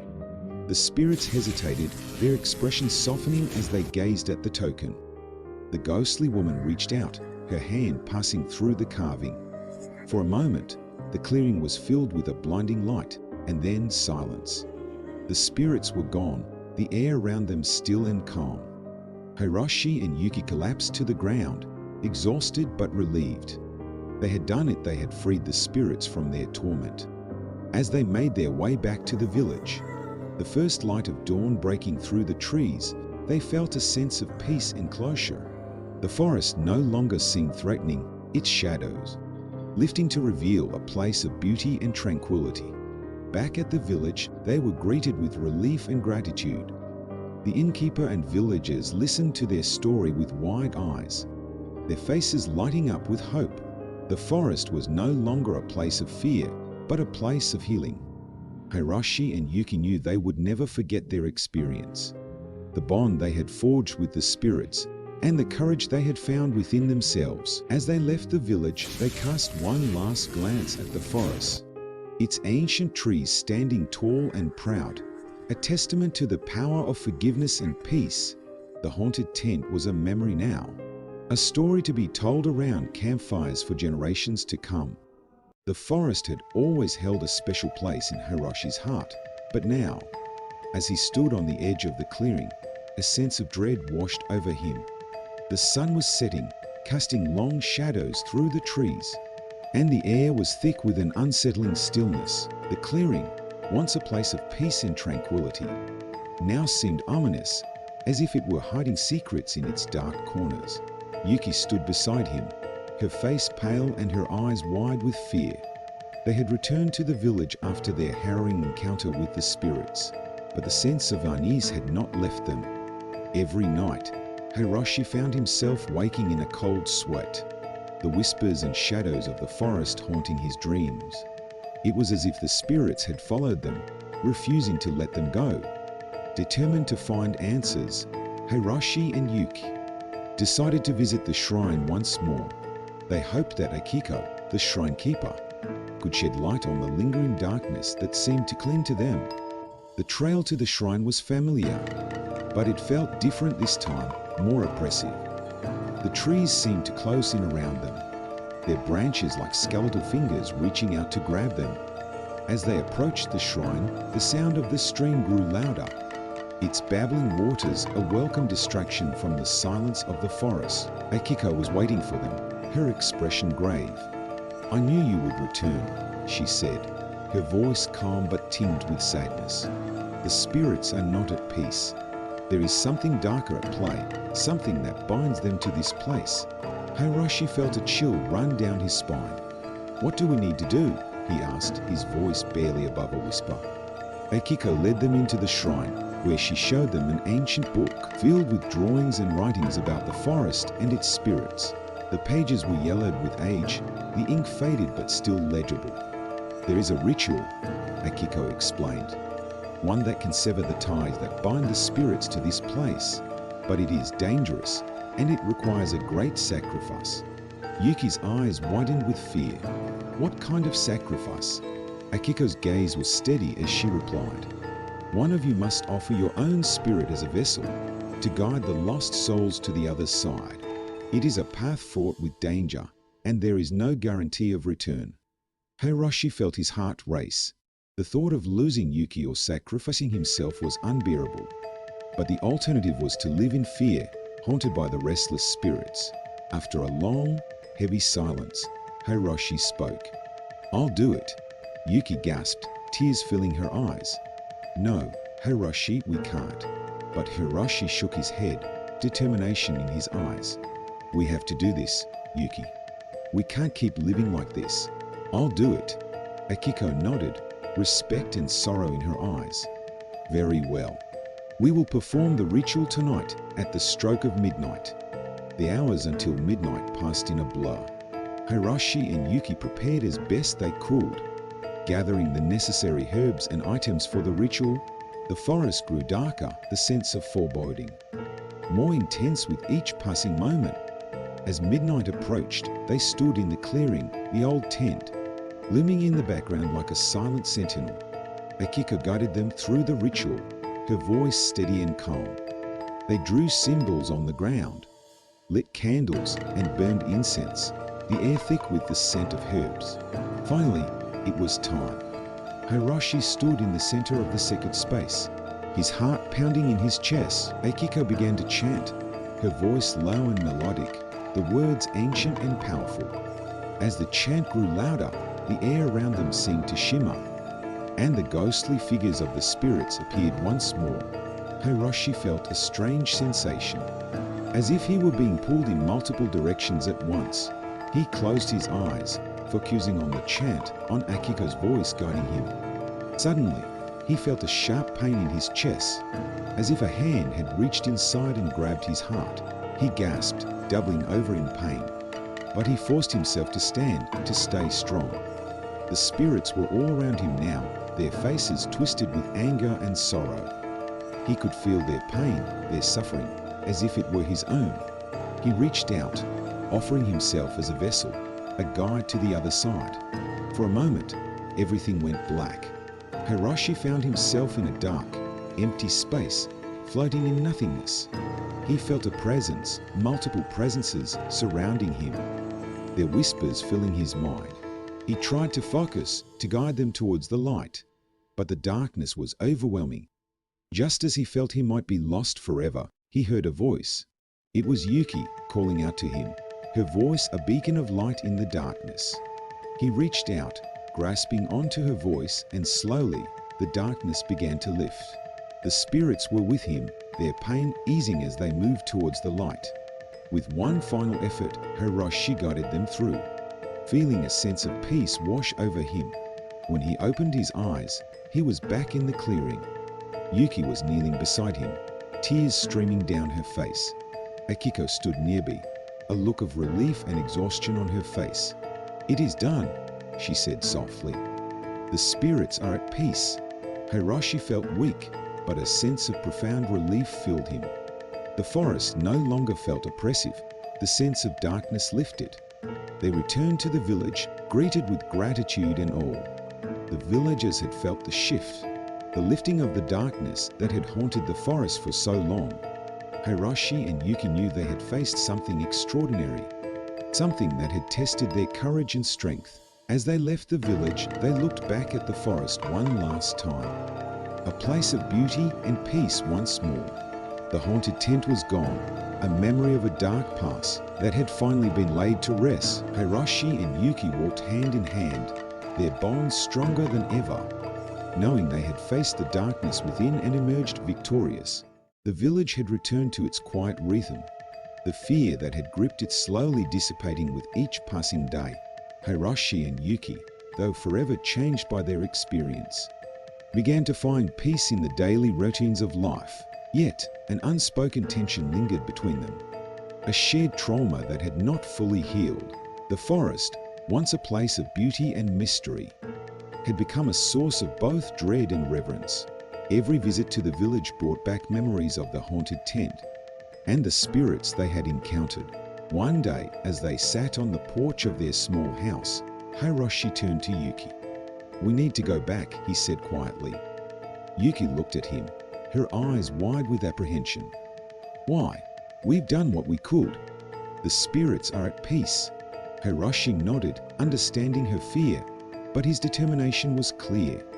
I feel like there's something unfinished. We need to understand what truly happened. Yuki sighed, knowing he was right. The unease they felt was not just from the encounter, but from the lingering questions about the past. They decided to return to the forest, not to confront spirits, but to uncover the history that had led to such tragedy. They began their journey with a visit to Akiko at the shrine. The old woman welcomed them with a knowing smile, as if she had expected their return. "I see the forest still calls to you," she said, her voice gentle. Hiroshi nodded. "We need to understand. Can you help us find the truth?" Akiko's expression grew serious. "There is an old journal kept by the villagers that details the history of the forest and the events that led to its haunting. It might hold the answers you seek." She led them to a small, hidden room within the shrine, where she retrieved a weathered, leather-bound journal. The pages were fragile, filled with handwritten entries in faded ink. As they carefully turned the pages, they discovered the story of the young couple who had fled to the forest. Their names were Hana and Kaito, lovers, whose families had feuded for generations. Hana and Kaito had hoped to escape the hatred that bound their families, seeking refuge in the forest, but their families, driven by pride and anger, had pursued them.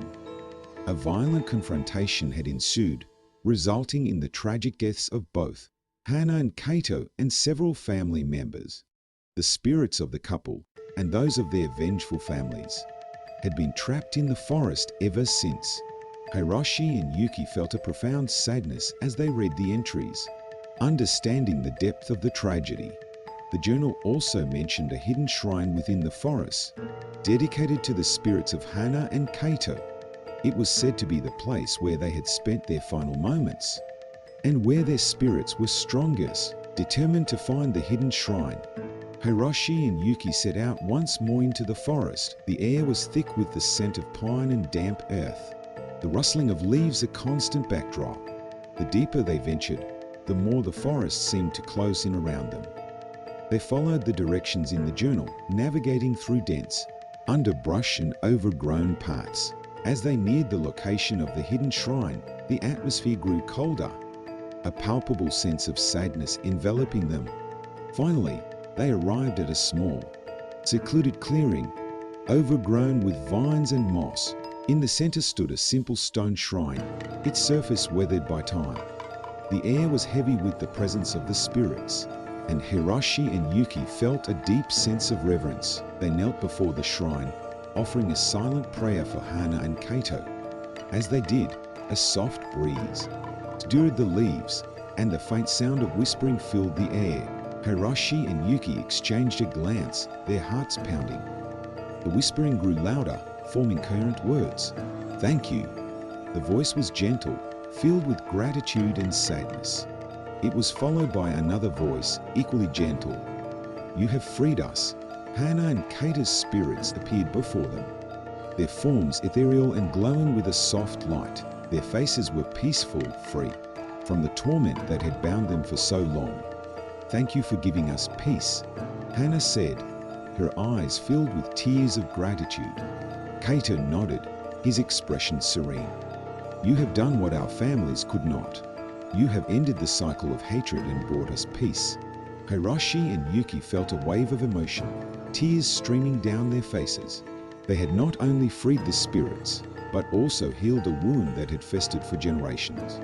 As Hana and Kaito's spirits faded into the light, the air around them seemed to lift, the sense of heaviness dissipating.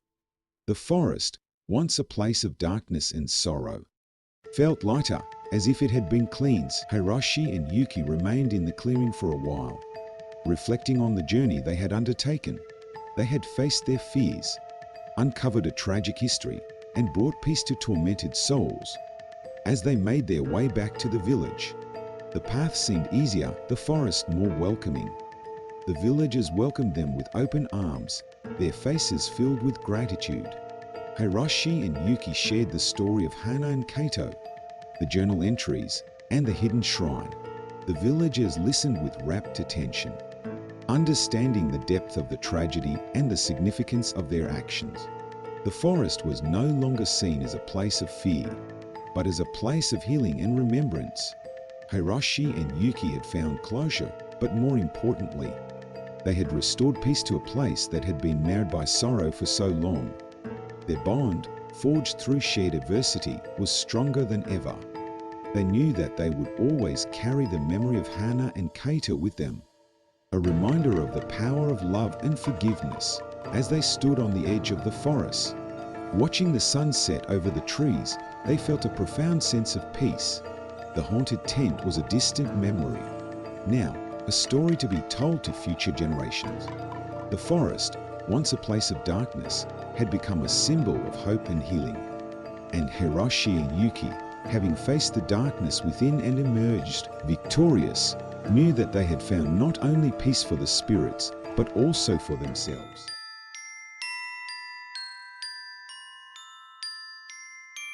A gentle breeze rustled through the dense forest, carrying with it the scent of pine and earth.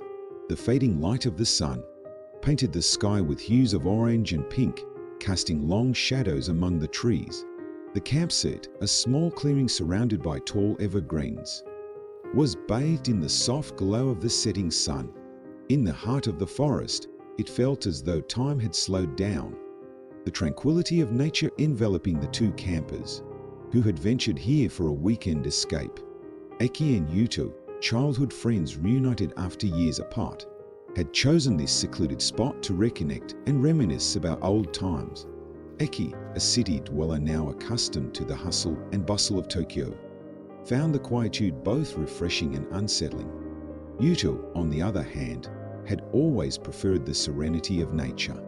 Having moved to the countryside years ago, they set up their tents side by side, the sound of fabric flapping in the wind and the clinking of metal poles creating a rhythmic symphony. As they worked, they chatted about their lives, their voices mingling with the ambient sounds of the forest. Night was approaching, and they hastened to build a campfire, the flickering flames casting dancing shadows on their faces. The warmth of the fire provided a comforting contrast to the cool evening air. Eki leaned back against a log, gazing up at the emerging stars, while Yuto poked at the fire with a stick. The conversation turned to the reason they had chosen this particular location, a place steeped in local folklore and eerie tales. Yuto recounted the stories he had heard from the villagers about mysterious disappearances and strange sightings in these woods. "Do you remember the story of the old shrine?" Yuto asked, his voice dropping to a whisper. Eki nodded, a shiver running down his spine despite the warmth of the fire. "Yeah, the one where they say people vanish without a trace." Yuto nodded, his expression serious. "Exactly. They say the forest is haunted by spirits, restless souls, who lure unsuspecting travelers into the depths, never to be seen again." Eki forced a laugh, trying to shake off the unease that was creeping over him. "Come on, Yuto. Those are just stories to scare children. We're grown men now." Yuto smiled, though it didn't reach his eyes. "Maybe, but sometimes there's truth in old tales. We should be cautious." As darkness fully enveloped the forest, the sounds of nocturnal creatures began to emerge. The hoot of an owl echoed through the trees, and the rustling of leaves hinted at unseen animals moving in the shadows. The campfire crackled and popped, providing a small oasis of light in the vast darkness. Eki glanced around, the dense forest seeming to close in on them. "Do you really think there's something out there?" he asked, his voice barely above a whisper. Yuto shrugged, his eyes scanning the tree limb. "Who knows? But it's best to be prepared. Let's keep the fire going all night." Eki nodded, adding another log to the fire. The flames leaped higher, casting long, flickering shadows that seemed to dance with a life of their own. The night wore on, and the two friends continued their conversation, their laughter and stories a temporary balm against the encroaching darkness. As the hour grew late, fatigue began to set in. Yuto stretched and yawned, his eyes heavy with sleep. "I think I'm going to turn in," he said, standing up and heading towards his tent. Eki nodded, though he felt a strange reluctance to leave the warmth and light of the fire. "Yeah, I guess it's time." He watched as Yuto disappeared into his tent, the zippered entrance sealing him inside. Eki lingered a moment longer, staring into the flames. The stories Yutu had shared still lingered in his mind, a nagging sense of unease that refused to be extinguished. Finally, with a sigh, he turned and crawled into his own tent, zipping it shut behind him. The sounds of the forest seemed amplified in the silence, each rustle and creak echoing through the thin fabric of the tent. Eki lay on his sleeping bag, staring at the roof of the tent, his mind racing. He couldn't shake the feeling that they were not alone, that the forest was watching them. He took a deep breath, trying to calm his nerves. "It's just your imagination," he told himself. "There's nothing out there." But as he closed his eyes, the darkness seemed to press in on him, the silence, broken only by the occasional crackle of the dying fire outside. Eki drifted into an uneasy sleep, his dreams filled with shadowy figures and whispering voices. In the depths of the night, a sound jolted him awake. He sat up, heart pounding, straining to hear. There it was again, a faint rustling, like something moving. Just outside his tent, Eki's breath caught in his throat as he listened, the sound growing louder. He reached for his flashlight, the beam, piercing the darkness as he pointed it towards the source of the noise. The light revealed nothing but trees and underbrush, the forest seemingly empty. But the feeling of being watched was stronger than ever, an oppressive presence that seemed to envelop him. Eki crawled out of his tent, the cool night air hitting him like a splash of cold water.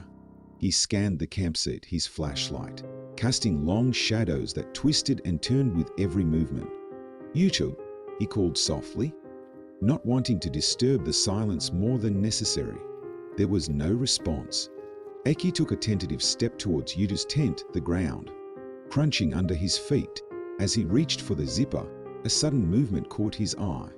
He swung the flashlight around, the beam landing on a figure standing at the edge of the clearing. Eki's breath caught in his throat as he took in the sight. It was a man, dressed in tattered clothes, his face obscured by shadows. For a moment, they stood there, staring at each other, the silence between them heavy and thick. Then, without warning, the man turned and vanished into the trees. Moving with an unnatural swiftness, Eki's heart raced as he stumbled back, nearly dropping the flashlight. He turned and rushed to Yutu's tent, unzipping it and shaking his friend awake. "Yutu, wake up!" Yutu stirred, blinking sleepily. "What is it? There's someone out there," Eki whispered urgently. "A man. He was just standing there, watching us." Yutu sat up, rubbing his eyes. "Are you sure? Maybe it was just a shadow." Eki shook his head, his hands trembling. "No, it was a man. I'm sure of it." Yutu frowned, his expression serious. "Okay, let's take a look." They emerged from the tent, the night air cold and still around them. Yutu grabbed his own flashlight, and together, they scanned the perimeter of the campsite. But there was no sign of the man.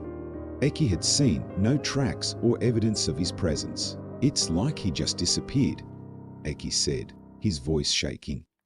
Yutu nodded, his brow furrowed. "Let's stay close to the fire," he suggested. "It's safer that way." They sat by the fire, its warmth and light a small comfort against the encroaching darkness. But the sense of unease lingered, the feeling that they were not alone. The night dragged on, the forest around them silent and watchful. Eki and Yutu took turns keeping watch, their eyes scanning the darkness for any sign of movement. As dawn approached, the first light of day began to filter through the trees, casting a pale glow over the campsite. Eki felt a wave of relief wash over him, the oppressive darkness finally lifting. But the events of the night were far from forgotten, a lingering reminder that the forest held secrets, and they were not welcome here. With the first rays of sunlight, they quickly packed up their camp, eager to leave the forest behind. As they walked the narrow path back to civilization, neither spoke, the weight of their experience hanging heavy between them. And as they emerged from the forest, the stories of old seemed more real than ever. A haunting reminder that some places are best left undisturbed. The morning sun filtered through the dense canopy, casting dappled light on the forest floor. Aki and Yutu walked in silence, the events of the previous night weighing heavily on their minds.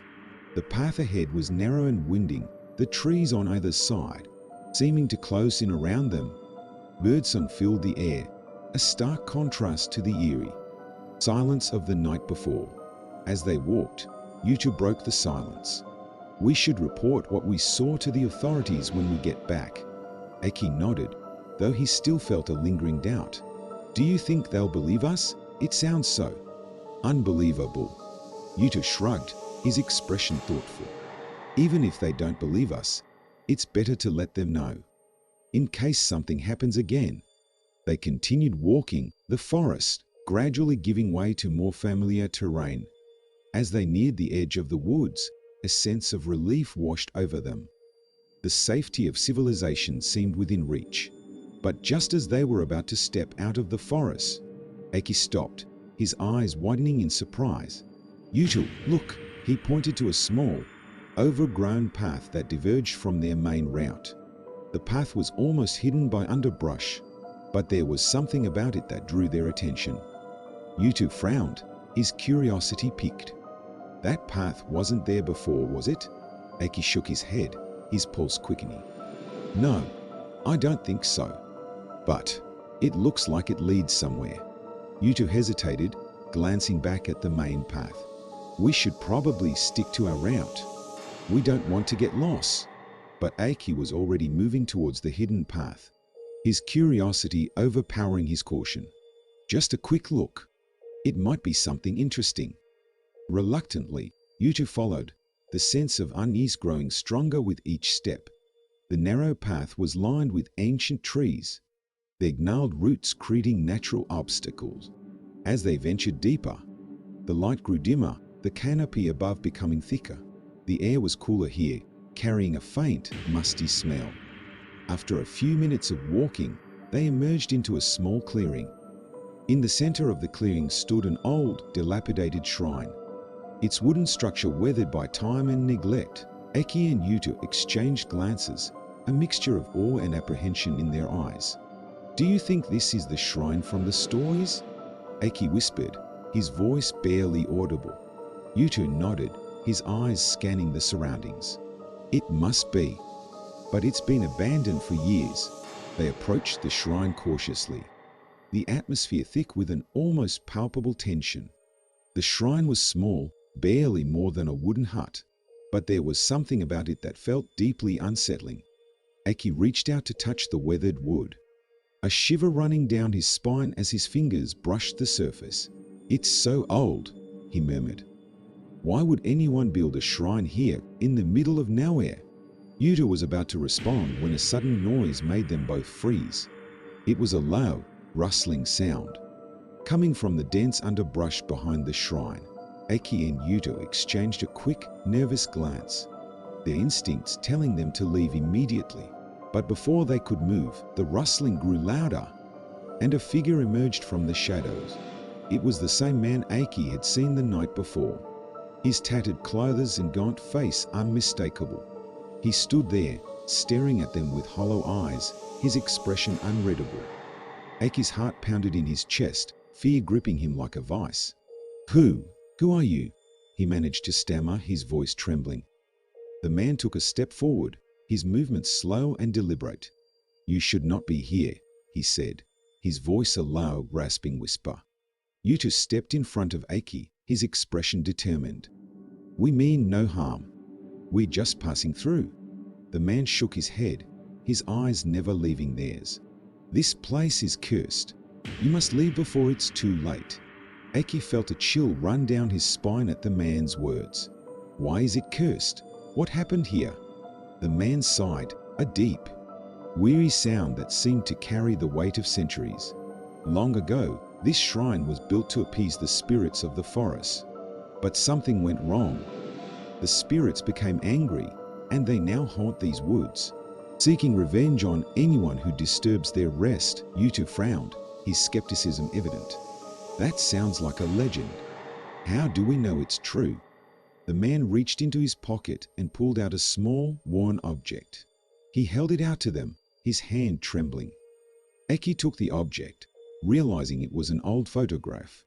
The image was faded and grainy, but it clearly showed a group of people standing in front of the same shrine. Their faces were solemn, their eyes filled with a mixture of fear and resignation. These were the villagers who built the shrine, the man explained. They tried to appease the spirits, but it only made things worse. They were all taken, one by one, never to be seen again. Eki stared at the photograph, a sense of dread settling over him. Why are you telling us this? What can we do? The man looked at them with a sorrowful expression. Leave this place, never come back, and warn others to stay away. With that, he turned and disappeared back into the forest, his figure quickly swallowed by the shadows. Eki and Yuta stood in stunned silence, the weight of the man's words heavy in the air. Finally, Yuta broke the silence, his voice barely above a whisper. We should go. Eki nodded, his mind racing with thoughts and questions. They turned and retraced their steps, the sense of urgency growing with each passing moment. As they emerged from the forest and stepped onto the familiar path, Eki felt a strange mixture of relief and unease. The encounter had left them both shaken, but there was a sense of resolve as well. They had to warn others about the dangers of the forest. When they finally reached the edge of the forest and saw the small village in the distance, Eki felt a surge of determination. He turned to Yuto, his expression serious. We need to tell the villagers about this. They deserve to know the truth. Yuto nodded, his eyes reflecting the same determination. Agreed. Let's go. They hurried towards the village, their minds filled with the events of the past day. As they entered the village, they were greeted by curious glances and whispered conversations. Eki and Yuto approached the village elder, an old man with wise, piercing eyes. They explained everything that had happened, from the strange figure in the forest to the old shrine and the man's warning. The elder listened carefully, his expression grave. This is troubling news, he said finally. The forest has always been a place of mystery and danger. But if what you say is true, we must take action. He called a meeting of the villagers, and soon, the small village square was filled with people. Eki and Yuta recounted their story once more, their words met with a mixture of fear and skepticism. Some of the villagers scoffed, dismissing the tale as mere superstition. But others, particularly the older ones, nodded in agreement, their faces reflecting the seriousness of the situation. The elder raised his hand for silence, his voice carrying the weight of authority. We must respect the warnings given to us. From now on, no one is to venture into the forest alone. We will take measures to protect ourselves and ensure the safety of our village. There was a murmur of agreement, and plans were quickly made to mark the boundaries of the forest and place warnings for travelers.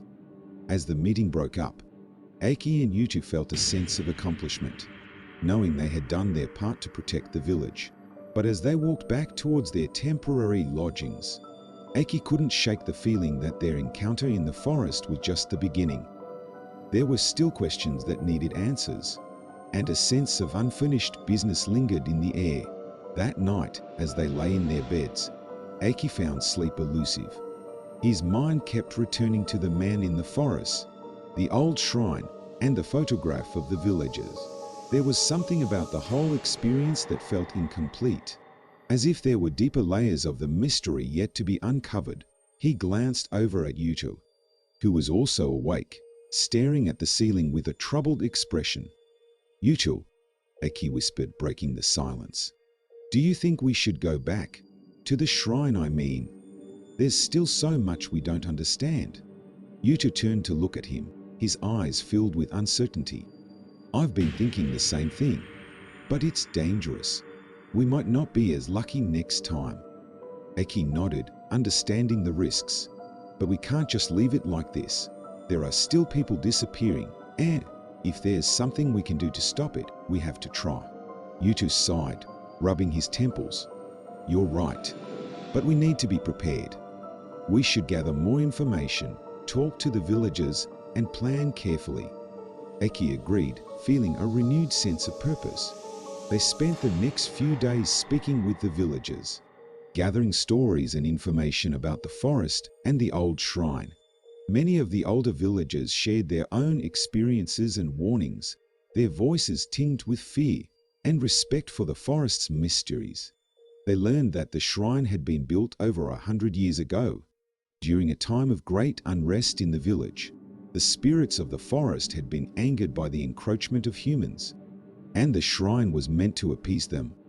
But something had gone wrong, and the spirits had become vengeful, haunting the forest and taking those who ventured too close. Armed with this knowledge, Aki and Yutu began to form a plan. They would return to the shrine, but this time they would be prepared. They gathered supplies, including offerings for the spirits, hoping to placate them and uncover the truth behind the curse.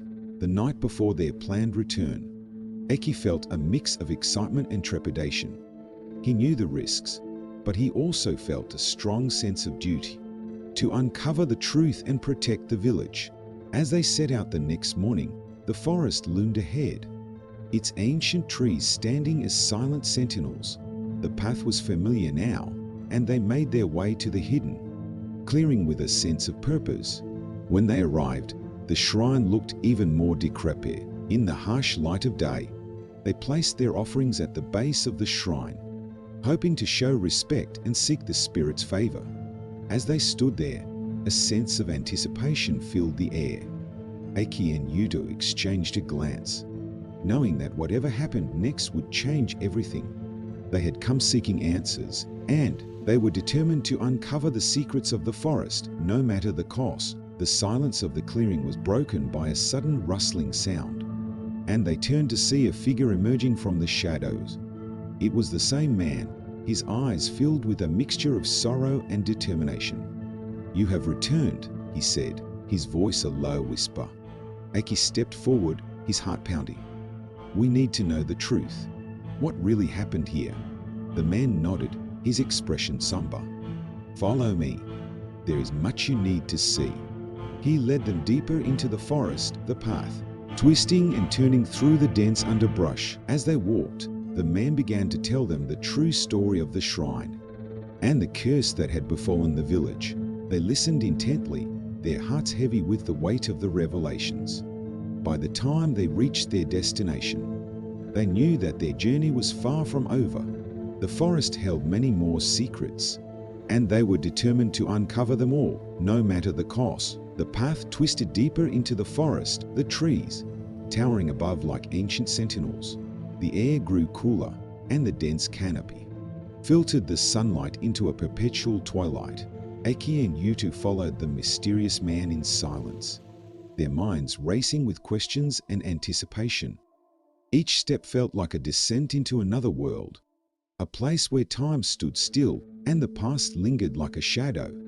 The man led them to a hidden clearing, smaller and more secluded than the one with the shrine. In the center stood an old, weathered stone well, its edges covered in moss and vines. The sight of the well sent a chill down Aki's spine, a sense of foreboding settling over him. "This well," the man began, his voice a low whisper, "is the source of the curse."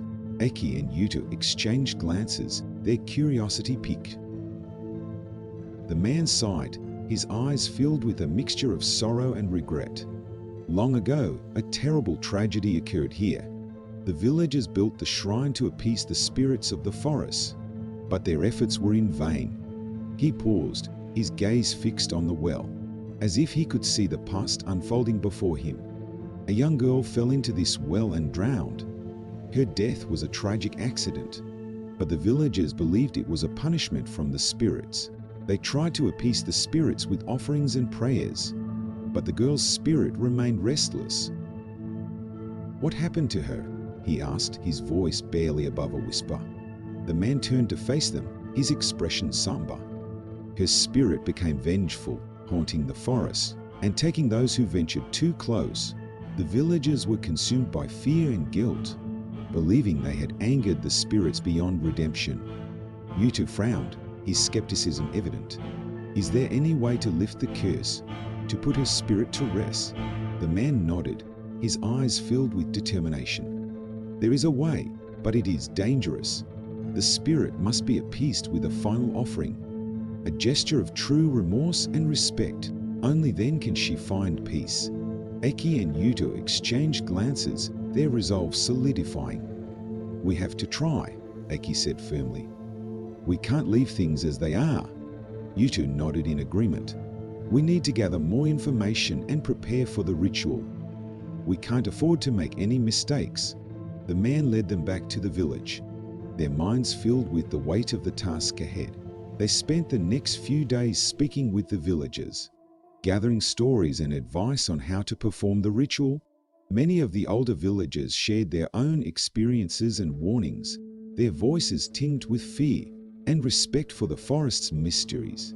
They learned that the ritual required specific offerings: a white kimono, a mirror, and a bundle of incense. Each item symbolized a different aspect of the appeasement: purity, reflection, and reverence. With the villagers' help, they gathered the necessary items and made their way back to the forest. The journey felt different this time, a sense of purpose driving them forward. As they approached the well, the atmosphere grew heavy with anticipation. The man was waiting for them, his expression solemn. Are you ready? He asked, his voice a low murmur. Eki and Yutu nodded, their resolve unwavering. They arranged the offerings around the well, the white kimono draped over the edge, the mirror placed carefully beside it, and the incense lit, its fragrant smoke curling into the air. The man began to chant, his voice a soft, melodic incantation that seemed to resonate with the very soul of the forest. Eki and Yutu joined in, their voices blending with his, the ritual binding them together in a shared purpose. As the chanting grew louder, the air around them seemed to shimmer, the boundaries between the physical world and the spiritual realm blurring. Eki felt a strange sensation, as if he were being watched by unseen eyes.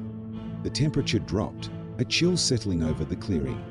Suddenly, the air was filled with a low, mournful wail, the sound of the girl's spirit reaching out from the depths of the well. Eki's heart pounded in his chest as the ground beneath them trembled. The man's chanting grew more intense, his voice rising above the cacophony. Rest now, restless spirit, he intoned, his voice steady and commanding. Accept our offerings and find peace. The wailing grew louder, the air vibrating with the intensity of the spirit's presence. Eki and Yutu held their breath, their eyes fixed on the well. For a moment, it seemed as if the entire forest held its breath, the silence heavy and oppressive. Then, with a final, piercing cry, the spirit's presence dissipated, the air growing still once more. Eki and Yutu exhaled, relief flooding through them. The man lowered his hands, his expression one of quiet satisfaction. It is done, he said softly. The spirit has found peace. Eki and Yutu exchanged glances, a sense of accomplishment and relief washing over them. They had faced the darkness of the forest and emerged victorious, their efforts rewarded with the spirit's release. As they made their way back to the village, the atmosphere felt lighter. The oppressive weight of the curse lifted. The villagers greeted them with gratitude and respect, their eyes reflecting a newfound hope. The village elder approached them, his expression one of deep gratitude. You have done a great service for our village, he said, his voice filled with emotion. The spirits can finally rest, and we can live in peace once more. Eki and Yutu nodded, their hearts filled with a sense of fulfillment. They had not only uncovered the secrets of the forest, but had also brought peace to a troubled soul. As they prepared to leave the village and return to their lives, Eki felt a sense of closure. The journey had changed them, deepening their understanding of the world and their place within it. The forest, once a place of fear and mystery, had revealed its secrets, and they had emerged stronger for it. As they walked away from the village, the sun setting behind them, Eki and Yutu felt a deep sense of connection to each other and the world around them. The forest would always hold a special place in their hearts, a reminder of the journey they had undertaken and the courage they had found within themselves. The night fell gently, the stars twinkling above as a cool breeze rustled through the trees. The darkness, once filled with terror and uncertainty, now felt like a blanket of peace and tranquility. Eki and Yutu walked side by side, their steps sure and their hearts light. The journey had been arduous and filled with fear, but it had also brought them closer together and deepened their bond. As they emerged from the forest and stepped onto the open road, the lights of the village twinkling in the distance, Eki felt a sense of renewal. The forest had tested them, revealing their strengths and vulnerabilities. But they had faced its challenges and emerged victorious. The night was calm, the air filled with the scent of pine and earth, the forest behind them, a silent witness to their journey. Eki and Yutu walked on, their spirits high, ready to face whatever the future held with the knowledge that they had faced the darkness and found the light within themselves. The journey had changed them, and they knew that they would carry the lessons of the forest with them for the rest of their lives. As they looked back one last time, the forest seemed to shimmer in the moonlight, a place of mystery and wonder, its secrets now a part of their shared history. The night embraced them, and they walked on, their hearts filled with hope and the promise of new adventures. The forest, once a place of fear, had become a part of them, its lessons etched into their souls, a reminder of the strength and courage they had found within themselves. The journey had ended, but the memories would remain, a testament to their bravery and the bond that had carried them through the darkest of nights. Eki and Yutu smiled at each other, their hearts light as they walked towards the future, the forest's whispers fading into the night, a distant echo of a journey well taken. The forest was still, the night air thick with anticipation. The path back to the village seemed longer than before, each step heavy with the weight of their encounter. Eki and Yutu walked in silence, the events of the day replaying in their minds. The forest, once a place of wonder and beauty, now felt like a living entity, its dark secrets looming over them. As they neared the edge of the woods, a rustling sound broke the silence. Eki's heart pounded in his chest as he turned to see the mysterious man emerging from the shadows once more. His face was pale, his eyes filled with a haunting sorrow. "You have done well," he said, his voice a whisper carried by the wind. "But there is one final task you must complete." Eki and Yutu exchanged glances, their curiosity mixed with a growing sense of dread. "What do you mean?" Yutu asked, his voice steady but laced with tension.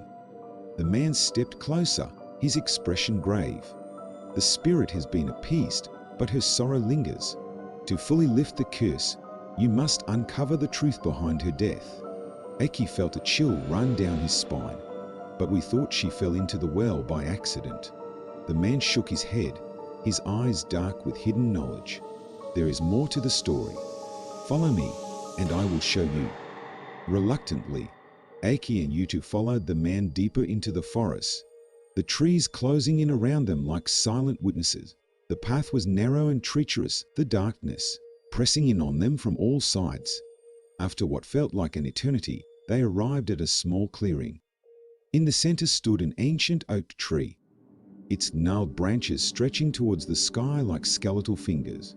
The man pointed to the base of the tree, where a small, weathered gravestone lay half buried in the earth. "This is where she was found," he said, his voice filled with a deep sadness. "She did not fall into the well. She was pushed." Eki and Yutu stared at the gravestone, their hearts heavy with the weight of the revelation. "Who did this to her?" Eki asked, his voice barely above a whisper. The man sighed, his eyes filled with a mixture of sorrow and anger. "It was her own family. They believed she was possessed by the spirits, and in their fear, they sought to rid themselves of her." Yutu's fists clenched at his sides, his anger simmering beneath the surface. "That's monstrous. How could they do that to their own child?" The man nodded, his expression somber. "Fear can drive people to do terrible things. But now, you have the chance to set things right." He reached into his pocket and pulled out a small, ornate box. Inside was a delicate necklace, the pendant shaped like a tiny, intricately carved bird. This was hers, he said, handing the box to Aki. Place it on her grave, and her spirit will finally find peace. Aki took the box, his hands trembling. He knelt by the gravestone and carefully placed the necklace on the earth, his heart heavy with sorrow and regret. As he did so, the air around them seemed to shift, a sense of calm settling over the clearing. The man watched silently, his expression one of quiet satisfaction. "It is done," he said softly. "You have freed her." Aki and Yutu stood, their hearts filled with a mixture of relief and sadness. They had uncovered the truth, but the weight of the past still lingered. As they made their way back to the village, the forest seemed to lighten the oppressive darkness, lifting to reveal the beauty hidden beneath. The villagers greeted them with gratitude and respect, their eyes reflecting the hope that had been restored. The village elder approached them, his expression one of deep gratitude. "You have done more than we could have ever asked," he said, his voice filled with emotion. "Thank you." Aki and Yutu nodded, their hearts filled with a sense of fulfillment. They had faced the darkness of the forest and emerged victorious, their efforts rewarded with the spirit's release. As they prepared to leave the village and return to their lives, Aki felt a sense of closure. The journey had changed them, deepening their understanding of the world and their place within it. The forest, once a place of fear and mystery, had revealed its secrets, and they had emerged stronger for it. As they walked away from the village, the sun setting behind them, Aki and Yutu felt a deep sense of connection to each other and the world around them.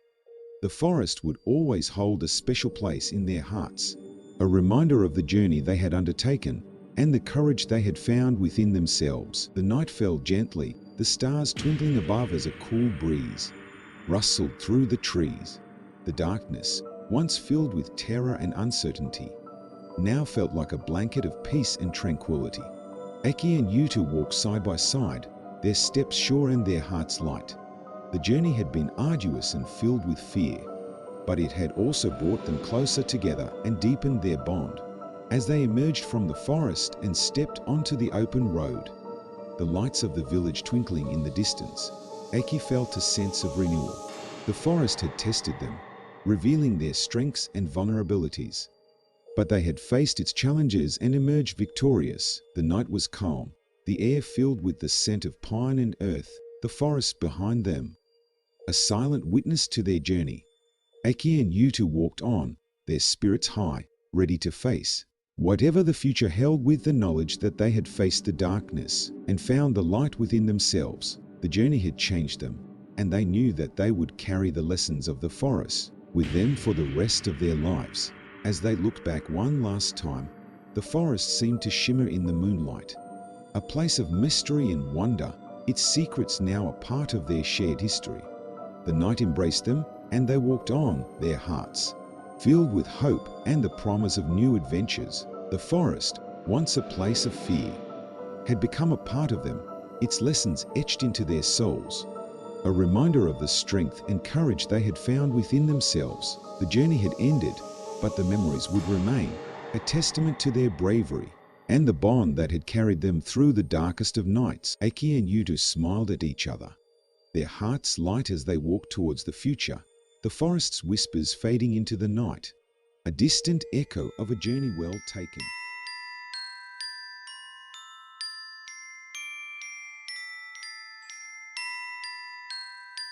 The sun was setting behind the dense canopy of the ancient forest, casting long, eerie shadows that danced like specters on the forest floor. Mayuki and Haruto, a young couple from Tokyo, had decided to spend a quiet weekend camping in the remote wilderness of the Akigahara forest. The forest, known for its dark history and legends, seemed like the perfect place for an adventurous getaway. They arrived at the campsite as twilight began to envelop the surroundings. The air was thick with the earthy scent of moss and decaying leaves, mingling with the faint fragrance of distant pine trees. A narrow dirt path led them deeper into the heart of the forest, where they found a small clearing, perfect for setting up their tent. Mayuki, a nature enthusiast, marveled at the beauty of their secluded spot. Tall trees with gnarled branches encircled the clearing, their leaves whispering secrets to the wind. The ground was soft and covered with a carpet of fallen leaves, creating a natural cushion underfoot. As they pitched their tent, the silence of the forest was broken only by the occasional chirp of a bird or the rustling of small creatures in the underbrush. Haruto, always the practical one, ensured their campsite was in order, arranging their supplies and setting up a small campfire. The flickering flames cast a warm, inviting glow, contrasting starkly with the encroaching darkness. With everything in place, they settled down for a simple dinner, sharing stories and laughter under the starless sky. But as night fell, an unsettling stillness took hold. The once comforting sounds of the forest grew ominous, and an inexplicable sense of unease began to creep into their hearts. It was then that Haruto mentioned the legend of the cursed campsite. According to local lore, this part of the forest was haunted by the spirits of those who had lost their way and perished within its depths. These restless souls, it was said, sought to claim the lives of unsuspecting visitors, drawing them deeper into the woods with phantom whispers and spectral apparitions. Mayuki, though skeptical, couldn't shake the chill that ran down her spine. She tried to dismiss it as mere superstition, but the oppressive darkness and the eerie silence seemed to amplify every creak and rustle.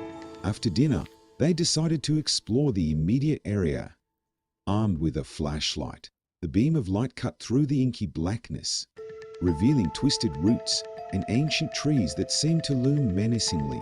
They ventured a little further from their campsite, following a narrow trail that wound through the forest. As they walked, they felt an uncanny sensation, as if unseen eyes were watching them from the shadows. Suddenly, Haruto stopped, his face pale and tense. He pointed towards a large, moss-covered stone at the edge of the trail.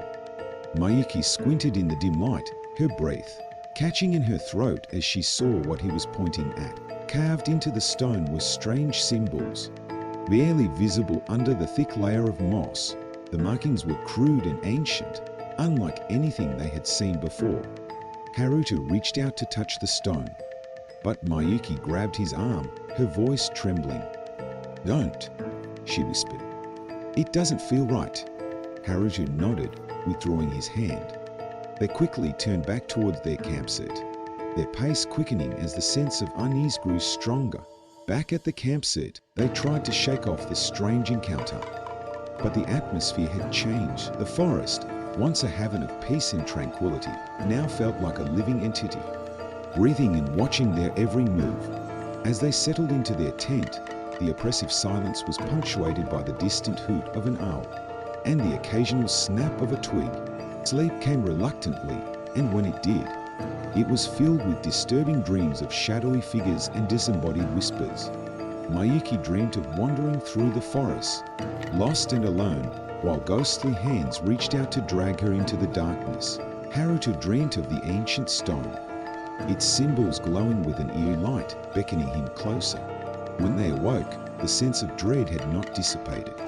The morning light did little to dispel the darkness that seemed to cling to their thoughts. Determined to make the most of their trip, they decided to explore further, hoping to uncover the secrets of the forest and put their fears to rest. They packed a small backpack with essentials and set off, following the same trail they had taken the previous night. The forest was eerily quiet, and the shadows seemed to shift and move, playing tricks on their eyes.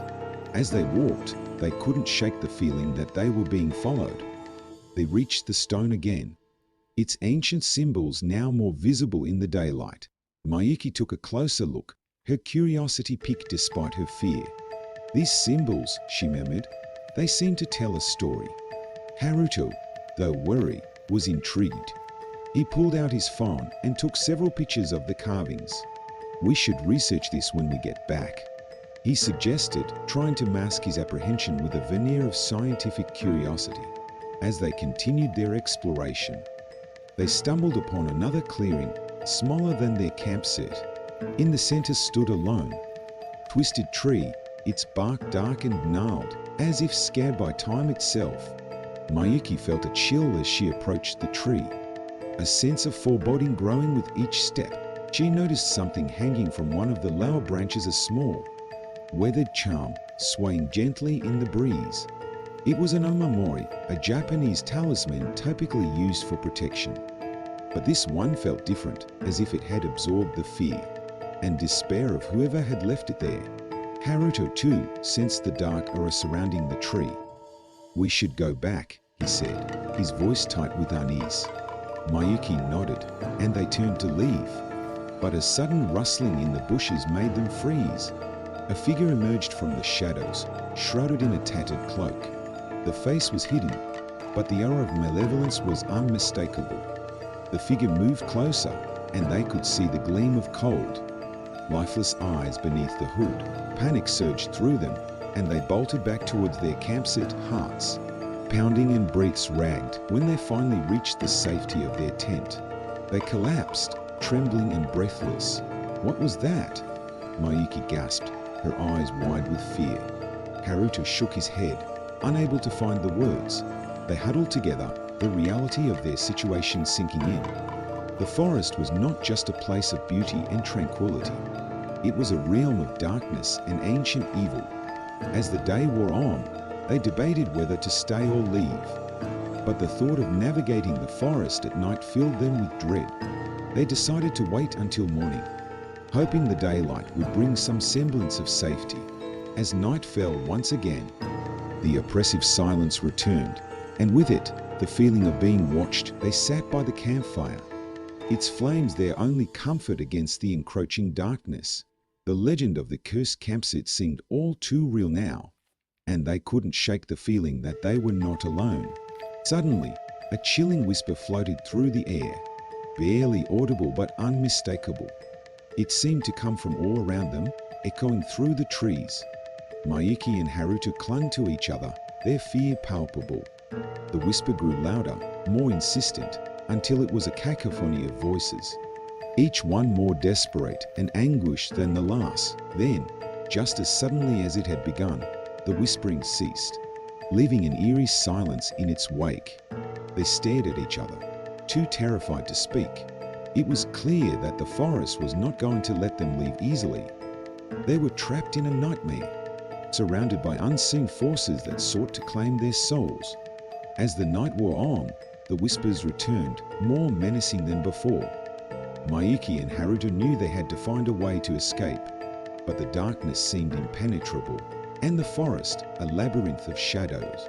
Their only hope was to survive until morning and make a desperate bid for freedom. With their hearts pounding and fear gripping their every thought, they braced themselves for the long, terrifying night ahead. Little did they know, the true horror was yet to come, lurking just beyond the edge of their fragile sanity. The first rays of dawn filtered through the dense canopy, casting a pale light over the campsite. Mayuki and Haruto had barely slept, their minds racing with fear and unease. The forest, bathed in the soft morning light, seemed less menacing but no less mysterious. They decided to leave as soon as possible, hoping to put the eerie night behind them. As they packed their belongings, Mayuki noticed something strange. The ground around their tent was marked with unusual footprints.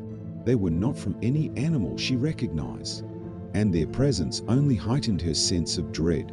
Haruto examined them closely, his expression darkening. "We need to get out of here," he said, his voice steady but urgent. They hurriedly finished packing and set off towards the trail that led back to civilization. As they walked, the forest seemed to close in around them, the trees looming tall and ominous. The silence was almost suffocating, broken only by the crunch of leaves underfoot.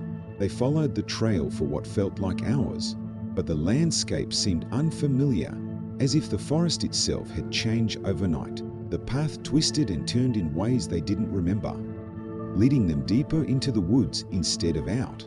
Panic began to set in as they realized they were lost. Mayuki's breath quickened, and she gripped Haruto's hand tightly. "Are we going the right way?" she asked, her voice trembling. Haruto glanced around, his eyes narrowing in concentration. "I'm not sure," he admitted, "but we have to keep moving." They pressed on, hoping to find a recognizable landmark. The forest, however, remained a maze of shadows and whispers. As they walked, the air grew colder, and an unnatural fog began to seep through the trees, obscuring their vision. The fog thickened, turning the forest into a ghostly labyrinth. Visibility was reduced to a few feet, and every sound seemed amplified, echoing through the mist. They came upon another clearing, this one even more eerie than the last. In the center stood an ancient stone well, covered in moss and ivy. The well exuded an aura of age and mystery, as if it held secrets long forgotten. Haruto approached the well cautiously, peering over for example. The darkness within seemed to stretch endlessly, swallowing the light of his flashlight. "There's something down there," he said, his voice barely above a whisper. Mayuki shivered, her fear mounting. "Let's not stay here," she urged, pulling him away from the well. As they turned to leave, they heard a faint sound, like a whisper carried on the wind. It was the same voice they had heard the night before, now clearer and more insistent. The whispers grew louder, more coherent, forming words they could almost understand. The fog thickened around them, and the forest seemed to close in, the trees appearing to move closer. Panic gripped them as they realized they were being surrounded. They ran, their footsteps echoing through the mist, the whispers following them, growing ever louder. They stumbled through the forest, disoriented and terrified, until they burst into another clearing.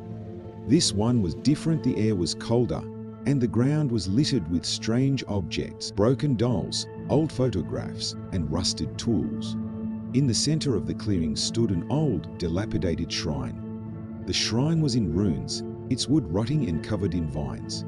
Yet, despite its decrepit state, it emanated a powerful presence. As if it was the heart of the forest's malevolence, Haruto and Mayuki approached the shrine, cautiously, drawn by an inexplicable compulsion. As they neared, they noticed an old wooden box at the foot of the shrine. The box was intricately carved with the same symbols they had seen on the stone. Mayuki reached out to touch it, but Haruto stopped her. "We don't know what it is," he warned, his voice tense. Mayuki nodded, but her curiosity was piqued. "We need to find out," she insisted. "Maybe it holds the key to what's happening." Haruto hesitated, then reluctantly agreed. Using a stick, he carefully pried open the box. Inside, they found a collection of old scrolls, yellowed with age. The scrolls were covered in writing and drawings, depicting rituals and ceremonies. As they examined the scrolls, they realized they were instructions for a purification. Ritual meant to cleanse the forest of its curses. The ritual required specific items, many of which were scattered around the clearing. Haruto and Mayuki quickly gathered the necessary items. Following the instructions on the scrolls, they worked with a sense of urgency, driven by the need to escape the forest's grip. As they performed the ritual, the whispers grew louder, more agitated. The fog thickened, swirling around them like a living entity. With the final incantation, the fog exploded in a blinding flash of light. The whispers ceased abruptly, and the forest fell silent. For a moment, everything was still. Then, the fog began to dissipate, revealing the familiar landscape of the forest. They found themselves back on the trail, the way out now clear and unmistakable.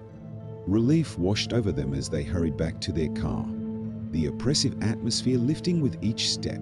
As they drove away, they couldn't shake the feeling that the forest was watching them, its dark secrets still lurking in the shadows. The experience left them shaken, but they vowed never to speak of it again, hoping to leave the nightmare behind. But deep in their hearts, they knew that the forest's curse was not so easily broken. The ancient evil still lurked within, waiting for its next victims to stumble into its grasp. The memory of the cursed campsite would haunt them forever, a reminder of the dark forces that lay hidden in the depths of the Akigahara forest. The road ahead was winding and narrow, bordered by towering trees that formed a dense, impenetrable wall on either side. As Mayuki and Haruto drove away from the cursed forest, the tension in the car was palpable. The silence between them was heavy, filled with unspoken fears and lingering dread. They had escaped the immediate danger, but the memory of the nightmarish experience clung to them like a shadow. The daylight brought some relief, but the events they had witnessed felt surreal and haunting. Mayuki stared out the window, her mind racing with questions. "What do you think that ritual was?" she asked, breaking the silence. Haruto tightened his grip on the steering wheel, his eyes fixed on the road. "I'm not sure," he replied, "but it seemed to have some effect." The whispers stopped, and the fog cleared. Mayuki nodded, but her unease persisted. "Do you think it's really over?" she asked, her voice tinged with doubt. Haruto sighed, glancing at her with weary eyes. "I hope so," he said, "but I can't shake the feeling that there's more to this forest than we understand." They continued driving in silence, each lost in their own thoughts. The road took them through a series of small villages, where life seemed to carry on as usual. Oblivious to the horrors they had experienced, as they neared the town of Fujikawagachiko, they decided to stop for a break. The quaint town, with its picturesque views of Mount Fuji, offered a stark contrast to the dark forest they had left behind. They found a small cafe and ordered coffee, hoping the familiar surroundings would help them regain a sense of normalcy.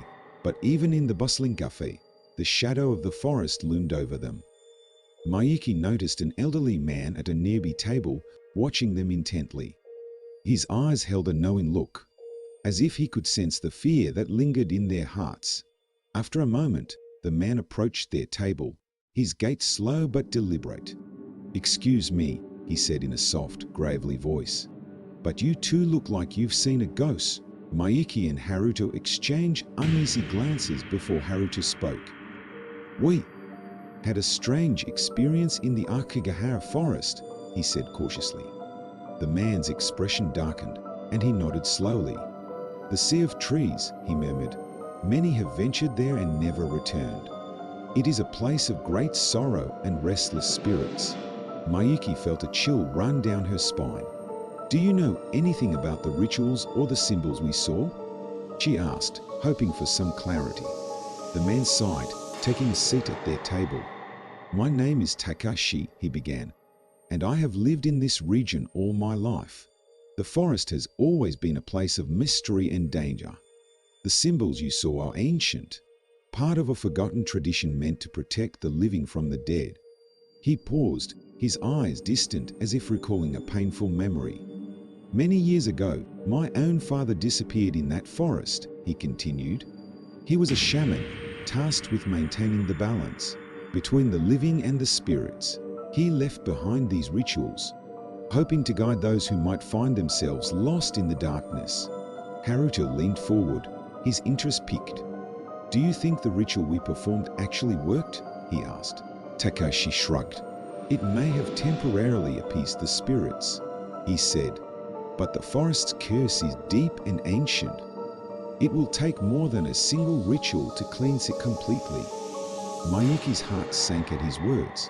"So what do we do now?" she asked, feeling a sense of hopelessness. Takashi regarded them with a solemn expression. "You must find the source of the curse," he said, "and put an end to it. Only then can the spirits be at peace." Haruto and Mayuki exchanged a determined look. They had come this far, they couldn't turn back now. Takashi gave them a small, reassuring smile. "Stay the night here," he suggested. "Rest and gather your strength. Tomorrow, I will help you prepare for your journey back into the forest." They agreed, grateful for his offer of assistance. That night, in the safety of a local inn, Mayuki and Haruto tried to piece together everything they had learned. The realization that they had to return to the forest filled them with dread, but they knew it was the only way to end the nightmare. Morning came too quickly, and with it, a renewed sense of urgency. Takashi met them at the inn, bringing with him various items, talismans, herbs, and other tools that would aid them in their quest. He explained each item's significance and how they would use them to protect themselves and perform the final ritual. As they prepared to leave, Takashi handed them a map marked with key locations within the forest. "This map was passed down from my father," he said. It will guide you to the heart of the forest where the curse originated. Mayuki and Haruto thanked him, their resolve strengthened by his support. They set off once again the familiar path, leading them back into the depths of the Akigahara forest. The forest was just as they remembered, dark, silent, and foreboding. But this time, they were armed with knowledge and the means to fight back. They followed the map, moving cautiously through the dense undergrowth. The talismans Takashi had given them seemed to ward off the oppressive atmosphere, creating a small bubble of safety around them. As they delved deeper, the air grew colder and the shadows lengthened. The forest seemed to reek to their presence, the whispers, returning, more insistent and malevolent. They reached the first marked location, an old, abandoned shrine, similar to the one they had found before. Following Takashi's instructions, they performed a cleansing ritual, using their herbs and talismans to purify the area. The whispers grew louder, but the ritual seemed to have an effect, creating a sense of calm and clarity. They continued their journey, performing rituals at each marked location. With each step, the forest's resistance grew stronger, the whispers turning into anguished cries. It was as if the spirits were desperately trying to prevent them from reaching their goal. As night fell, they reached the final location, a large, ancient tree, its twisted branches reaching skyward like skeletal fingers. The tree emanated a powerful, malevolent energy, and they knew they had found the source of the curse. Haruto and Mayuki set up their final ritual, their hands trembling with fear and anticipation. The air around them crackled with energy, the whispers now a deafening roar. They began the incantation, their voices rising above the cacophony. The tree seemed to reek, its branches swaying violently as if trying to shake them off, but they pressed on, drawing upon the strength Takashi had given them. With a final, powerful incantation, the tree let out a piercing wail. The sound reverberating through the forest, the ground shook, and a blinding light enveloped them. When the light faded, the forest was silent once more. The oppressive atmosphere had lifted, replaced by a serene calm. Mayuki and Haruto looked at each other, exhausted but triumphant. They had done it. The curse was broken. They made their way back through the forest, the path now clear and welcoming. As they emerged from the trees, they felt a sense of relief and closure. The nightmare was finally over. Back in Fujikawagachiko, they met with Takashi, who greeted them with a proud smile. "You have done well," he said. "The spirits are at peace, and the forest is free from its curse." Mayuki and Haruto thanked him, grateful for his guidance and support. As they drove away from the town, they felt a sense of peace and accomplishment. The memory of the cursed campsite would always remain, but they knew they had faced the darkness and emerged victorious. The Akigahara forest was now just a place of natural beauty. Its dark past finally laid to rest. The journey back to Tokyo was a blur of emotions for Mayuki and Haruto. They had faced unimaginable horrors and emerged victorious, yet the experience had left an indelible mark on their souls.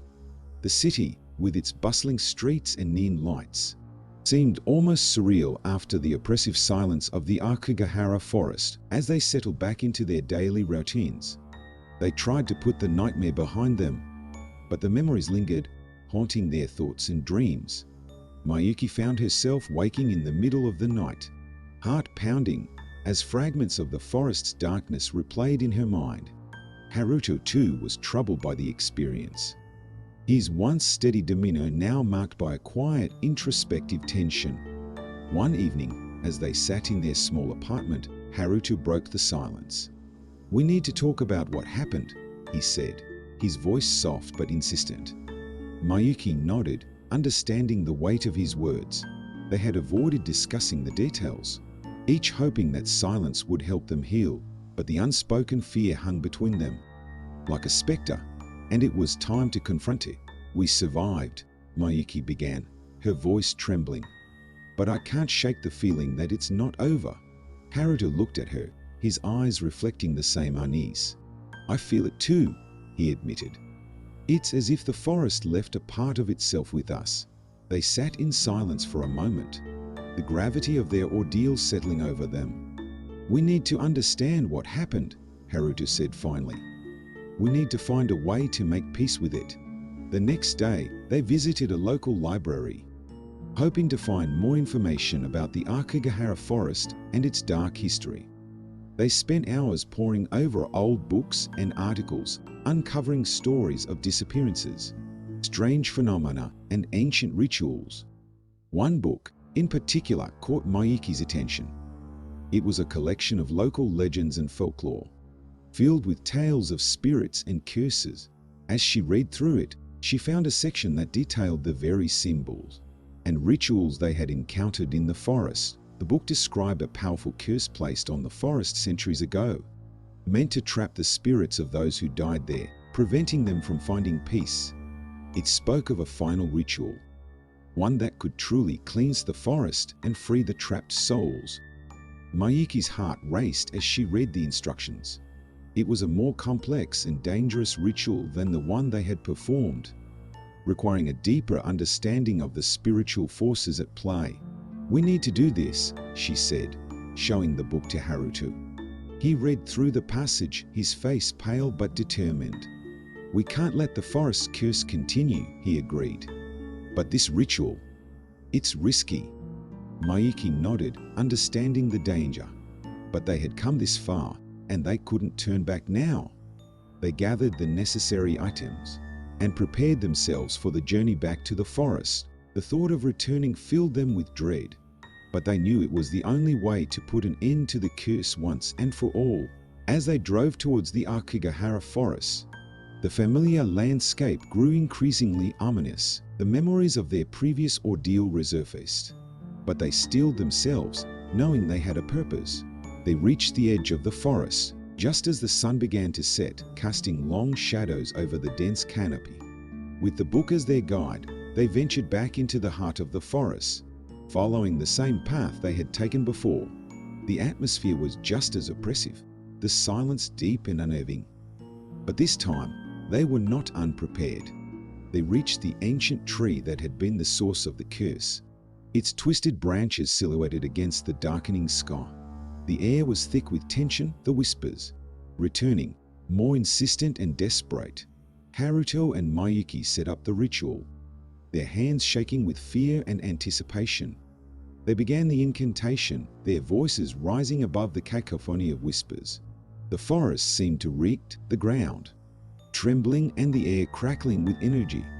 As they performed the ritual, they felt a presence watching them, an ancient, malevolent force that resisted their every effort. But they pressed on, their determination unwavering.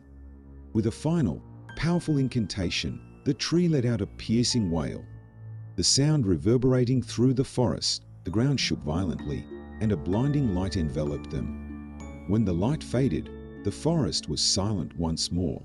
The oppressive atmosphere had lifted, replaced by a serene calm. Mayuki and Haruto looked at each other, exhausted but triumphant.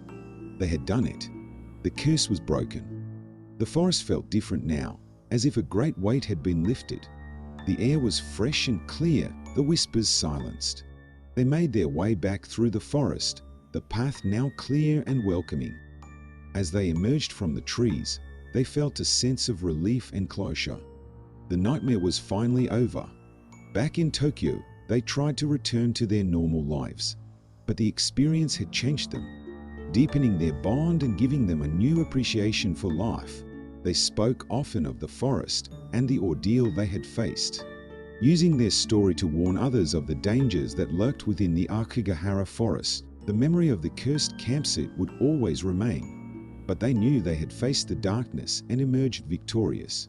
The Akagahara forest was now just a place of natural beauty, its dark past finally laid to rest, but deep in their hearts, they knew that the echoes of the forest would stay with them forever, a reminder of the thin veil between the world of the living and the realm of the spirits.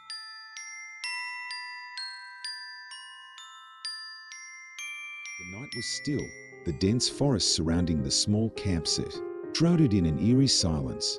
The flickering light of the campfire cast dancing shadows on the tall, ancient trees that loomed over the clearing. Leaves rustled softly in the cool night breeze, and the scent of pine mixed with the faint smell of burning wood. In the heart of this remote wilderness, 4 friends had gathered for a weekend escape. Takashi, the leader of the group, was a seasoned camper and loved the thrill of exploring the unknown. His girlfriend, Yuki, was more cautious but enjoyed the serenity of nature. Hiroshi, Takashi's childhood friend, was an adventurous spirit, always looking for new challenges. And then there was Aya, Yuki's best friend, who had reluctantly joined the trip. Preferring the comforts of city life, the day had been filled with laughter and the joy of discovery. As they hiked through the forests, finding hidden streams and ancient trees that seemed to tell stories of a time long past. As night fell, the group settled around the fire, sharing stories and toasting marshmallows. The atmosphere was light, filled with the warmth of friendship and the excitement of being far from the pressures of daily life. But as the fire began to die down, a chill settled over the campsite. Takashi glanced around, his eyes narrowing as he scanned the darkness beyond the firelight. "Did you hear that?" he asked, his voice barely above a whisper. The others fell silent, straining to hear. For a moment, there was nothing but the crackling of the fire and the soft whisper of the wind. Then, a faint rustling sound reached their ears. Coming from the depths of the forest, Yuki shivered and moved closer to Takashi.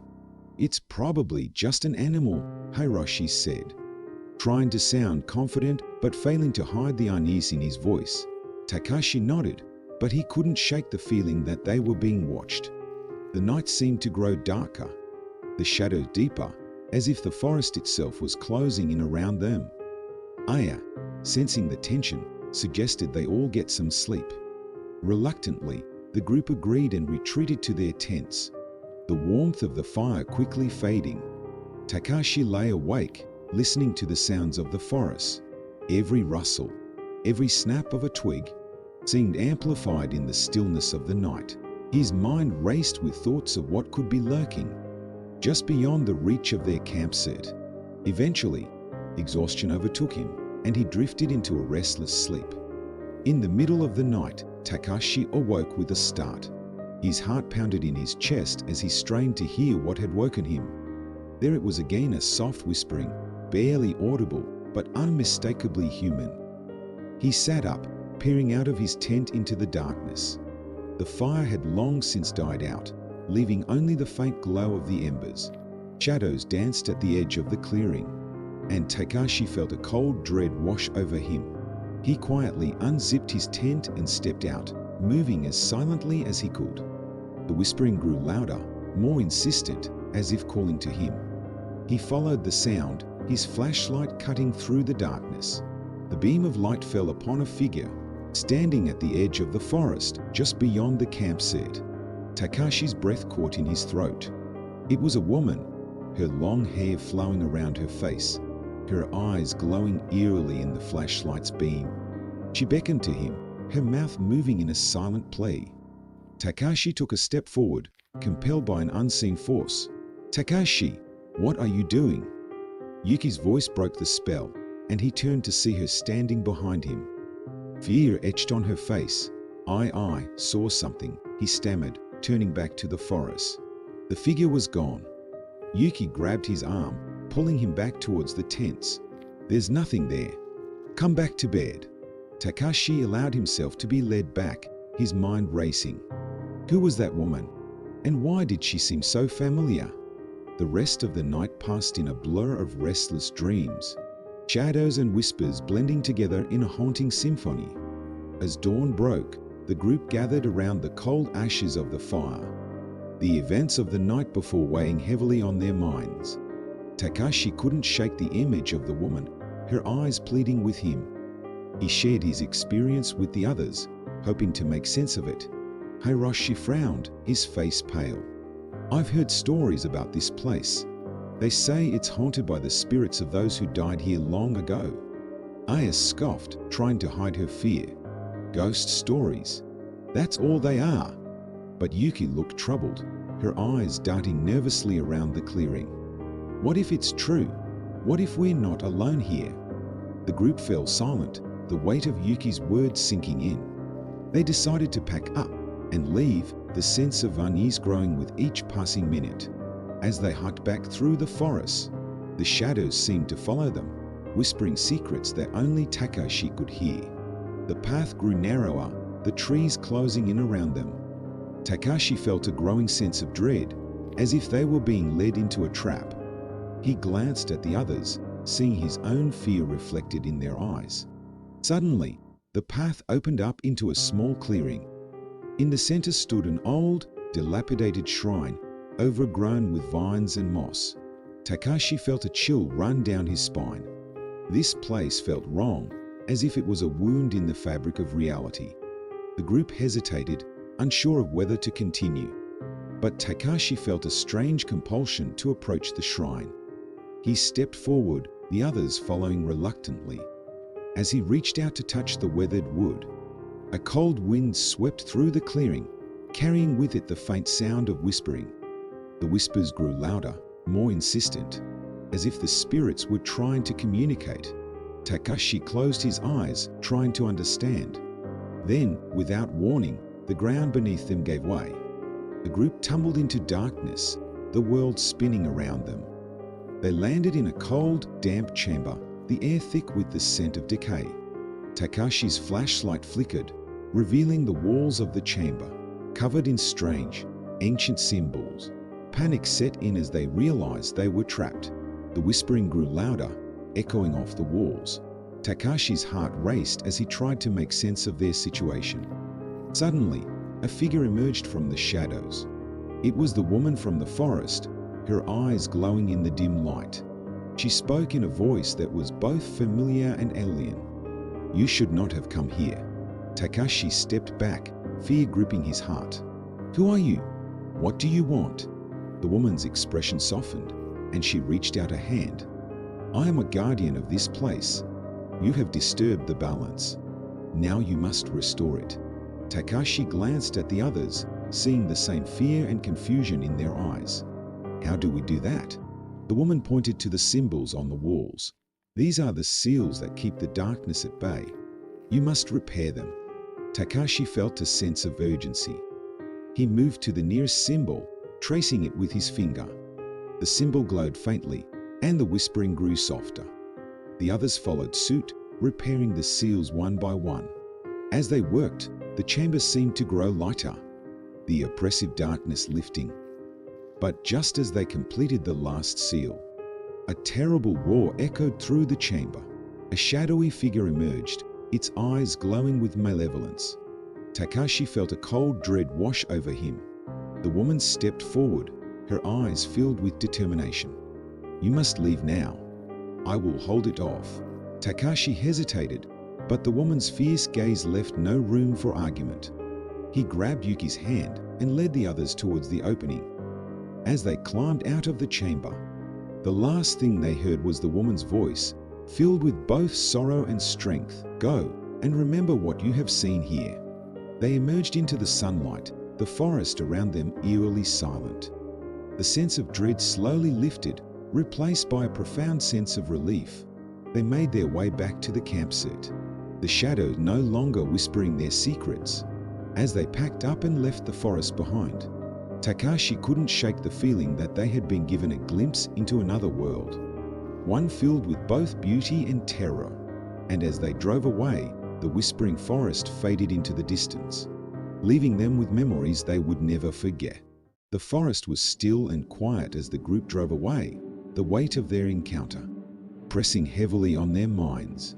They didn't speak much during the drive, each lost in their thoughts, trying to process what had just happened. The sun was setting by the time they reached the nearest town, a small, sleepy place nestled between mountains and dense woods. They decided to stay at a local inn for the night, hoping to rest and gather their thoughts. The inn was quaint and old-fashioned, its wooden structure creaking with age.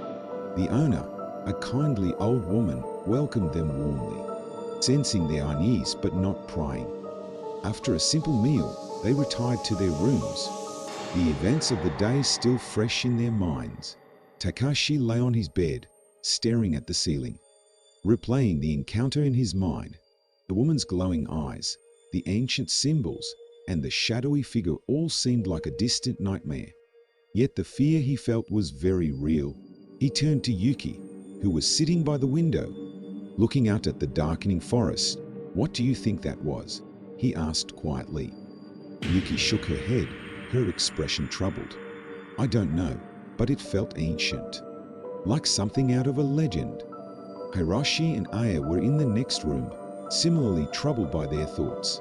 Hiroshi, ever the skeptic, found it hard to reconcile what he had seen with his rational mind. Aya, on the other hand, was visibly shaken, her city-bred sensibilities struggling to comprehend the supernatural encounter. The night passed uneventfully, but none of them slept well. In the morning, they gathered in the inn's small dining room for breakfast. The owner, sensing their discomfort, asked if everything was all right. Takashi hesitated, then decided to share their story, hoping for some local insight. As he recounted their experience, the owner's expression grew serious. "You have encountered the spirits of the forest," she said gravely. "This area is known for its hauntings. Many have seen strange things in those woods." She told them of the town's history, how long ago a terrible tragedy had befallen. The village that once stood where the forest now grew. A plague had swept through, claiming many lives, and those who perished were buried in a mass grave near the shrine they had found. It was said that the spirits of the dead still lingered, unable to find peace.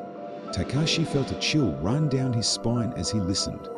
The woman from the forest must have been one of those spirits, trying to protect them from the malevolent force that haunted the shrine. The group decided to stay another night in the town. Hoping to learn more about the shrine and the spirits that guarded it, they visited the local library, poring over old records and documents, searching for any information that might help them understand what they had experienced. As they delved deeper into the town's history, they uncovered a dark secret. The plague that had claimed so many lives had not been a natural occurrence. The village had been cursed by a powerful sorcerer, seeking revenge for a perceived wrong. He had called upon dark forces, unleashing a terrible illness that ravaged the village. The shrine had been built to contain the darkness, and the symbols they had found were part of an ancient sealing ritual. Takashi and his friends realized that their encounter with the woman and the shadowy figure was part of this ancient struggle. They had inadvertently disturbed the balance, and now they needed to find a way to restore it. As night fell, they returned to the inn, their minds racing with the information they had uncovered. They knew they had to go back to the forest, to the shrine, and finish what they had started, but this time they needed to be prepared. They gathered supplies including flashlights, rope, and anything else they thought might be useful. The owner of the inn, seeing their determination, offered them a small old book. "This might help you," she said. "It contains the rituals and symbols used by the villagers to seal the shrine. Be careful." Takashi took the book, feeling its weight in his hands. It was old, the pages yellowed and fragile, but the information it contained could be their only hope. Early the next morning, they set out for the forest once more, their resolve hardened by the knowledge they had gained. The path seemed longer and more foreboding this time, the shadows deeper and the air colder. They reached the clearing where the shrine stood, the ancient structure, looking even more ominous in the morning light. Takashi opened the book, carefully turning the delicate pages. They found the section on sealing rituals, the symbols and chants written in an ancient script. They worked together, replicating the symbols they had seen in the chamber, using chalk and stones to mark the ground around the shrine. As they chanted the ancient words, a cold wind swept through the clearing, carrying with it the faint sound of whispering. The air grew thick with tension, and the shadows seemed to dance around them, growing darker and more menacing. Suddenly, the ground beneath them began to tremble, and the shadowy figure from before emerged from the shrine, its eyes glowing with malevolence. The woman appeared once more, her eyes filled with determination. "You must finish the ritual," she cried, her voice echoing through the clearing. Takashi and the others continued chanting, their voices growing stronger as they poured their energy into the ritual. The symbols began to glow, the light pushing back the darkness. The shadowy figure roared in anger, lashing out at them with tendrils of darkness. But the light from the symbols held it at bay, the ancient magic working to contain the malevolent force. As the ritual reached its climax, the ground shook violently, and the air was filled with a blinding light. When the light faded, the shadowy figure was gone, and the clearing was silent once more. The woman smiled, her form fading into the light. "Thank you," she whispered, her voice filled with relief. "You have restored the balance." Takashi and his friends stood in stunned silence, the weight of their ordeal slowly lifting. They had done it. They had faced the darkness and emerged victorious. As they made their way back to the town, the forest seemed less ominous, the shadows less threatening. They knew they would never forget what they had experienced, the bond they had forged in the face of unimaginable horror. Back in the town, they were greeted as heroes, their story spreading quickly among the villagers. The owner of the inn thanked them, her eyes filled with gratitude. "You have done a great service," she said. "The spirits of the forest will now be at peace." Takashi and his friends left the town the next day, their hearts lighter and their spirits renewed. They knew they had been part of something much larger than themselves, a struggle that had spanned centuries. As they drove away, the whispering forest faded into the distance, leaving them with memories of a night filled with terror and triumph, a story they would carry with them for the rest of their lives. The town receded into the distance as Takashi, Yuki, Hiroshi, and Aya drove back toward their lives, the weight of their encounters still pressing heavily upon them. The road wound through the dense forest, the trees closing in from both sides, their shadows long and foreboding in the morning light. Takashi kept glancing in the rearview mirror, half expecting to see the woman's glowing eyes watching them from the darkness. Yuki, sitting beside him, seemed lost in thought, her fingers nervously tapping on her thigh. Hiroshi and Aya, in the backseat, were unusually quiet, each lost in their own thoughts. The silence in the car was heavy, filled with unspoken fears and lingering questions. They had faced the darkness and emerged victorious, but the experience had left them changed, the shadows of the forest etched into their minds. As they drove, the memories of the shrine and the whispering spirits haunted them, a constant reminder of the thin veil between the world of the living and the dead. They decided to stop at a roadside diner for a break, hoping to shake off the lingering unease. The diner was a small, rustic place, its wooden walls adorned with old photographs and hunting trophies. The smell of coffee and frying bacon filled the air, a welcome contrast to the cold, damp forest. They found a table in the corner and sat down, the warmth of the diner a comforting embrace. Takashi ordered coffee for everyone, hoping the hot beverage would help clear their minds. As they sipped their coffee, the conversation slowly turned to their experience, each of them trying to make sense of what had happened. "It felt so real," Yuki said, her voice barely above a whisper. "I can't believe we actually saw a ghost." Hiroshi nodded, his skepticism finally giving way to acceptance. "There's no other explanation. We saw what we saw." Aya shivered, her hands wrapped around her coffee cup. "But why us? Why were we the ones to see it?" Takashi thought about the woman's words, her plea for help. "Maybe it's because we were there at the right time or the wrong time. Depending on how you look at it, we disturbed something ancient, something that needed to be set right." The conversation continued, each of them sharing their thoughts and fears. As they talked, the unease slowly began to lift, replaced by a sense of camaraderie and shared purpose. They had faced the unknown together, and that bond would not easily be broken. After a while, they decided to continue their journey, feeling a little lighter and more at ease. As they drove, the landscape began to change, the dense forest giving way to rolling hills and open fields. The sun was high in the sky, its warmth a welcome relief from the cold shadows of the forest. They talked more freely now, their spirits lifted by the bright daylight and the open road. But as they drove, they couldn't shake The feeling that something was still not right. The experience had left them with more questions than answers, and a lingering sense of unease that refused to be dispelled. As they approached the outskirts of a larger town, Takashi suggested they stop for lunch and perhaps visit a local temple. He hoped that the calm, serene environment of the temple would help them find some peace. The town was bustling with activity, a stark contrast to the quiet, eerie forest they had left behind. They found a small restaurant and had a simple but satisfying meal, the normalcy of the setting a welcome respite. After lunch, they made their way to a nearby temple, its ancient walls and peaceful gardens offering a sense of calm and tranquility. The temple was a beautiful, serene place, its wooden buildings and meticulously maintained gardens a testament to centuries of devotion and care. The air was filled with the scent of incense, and the soft sound of a distant bell added to the peaceful atmosphere. They walked through the temple grounds, taking in the sights and sounds, their spirits slowly lifting. Takashi found a quiet spot near a small pond, the water reflecting the blue sky and the surrounding trees. He sat down, closing his eyes and taking a deep breath, letting the peace of the place wash over him. Yuki, Hiroshi, and Aya joined him, each finding their own spot to sit and reflect.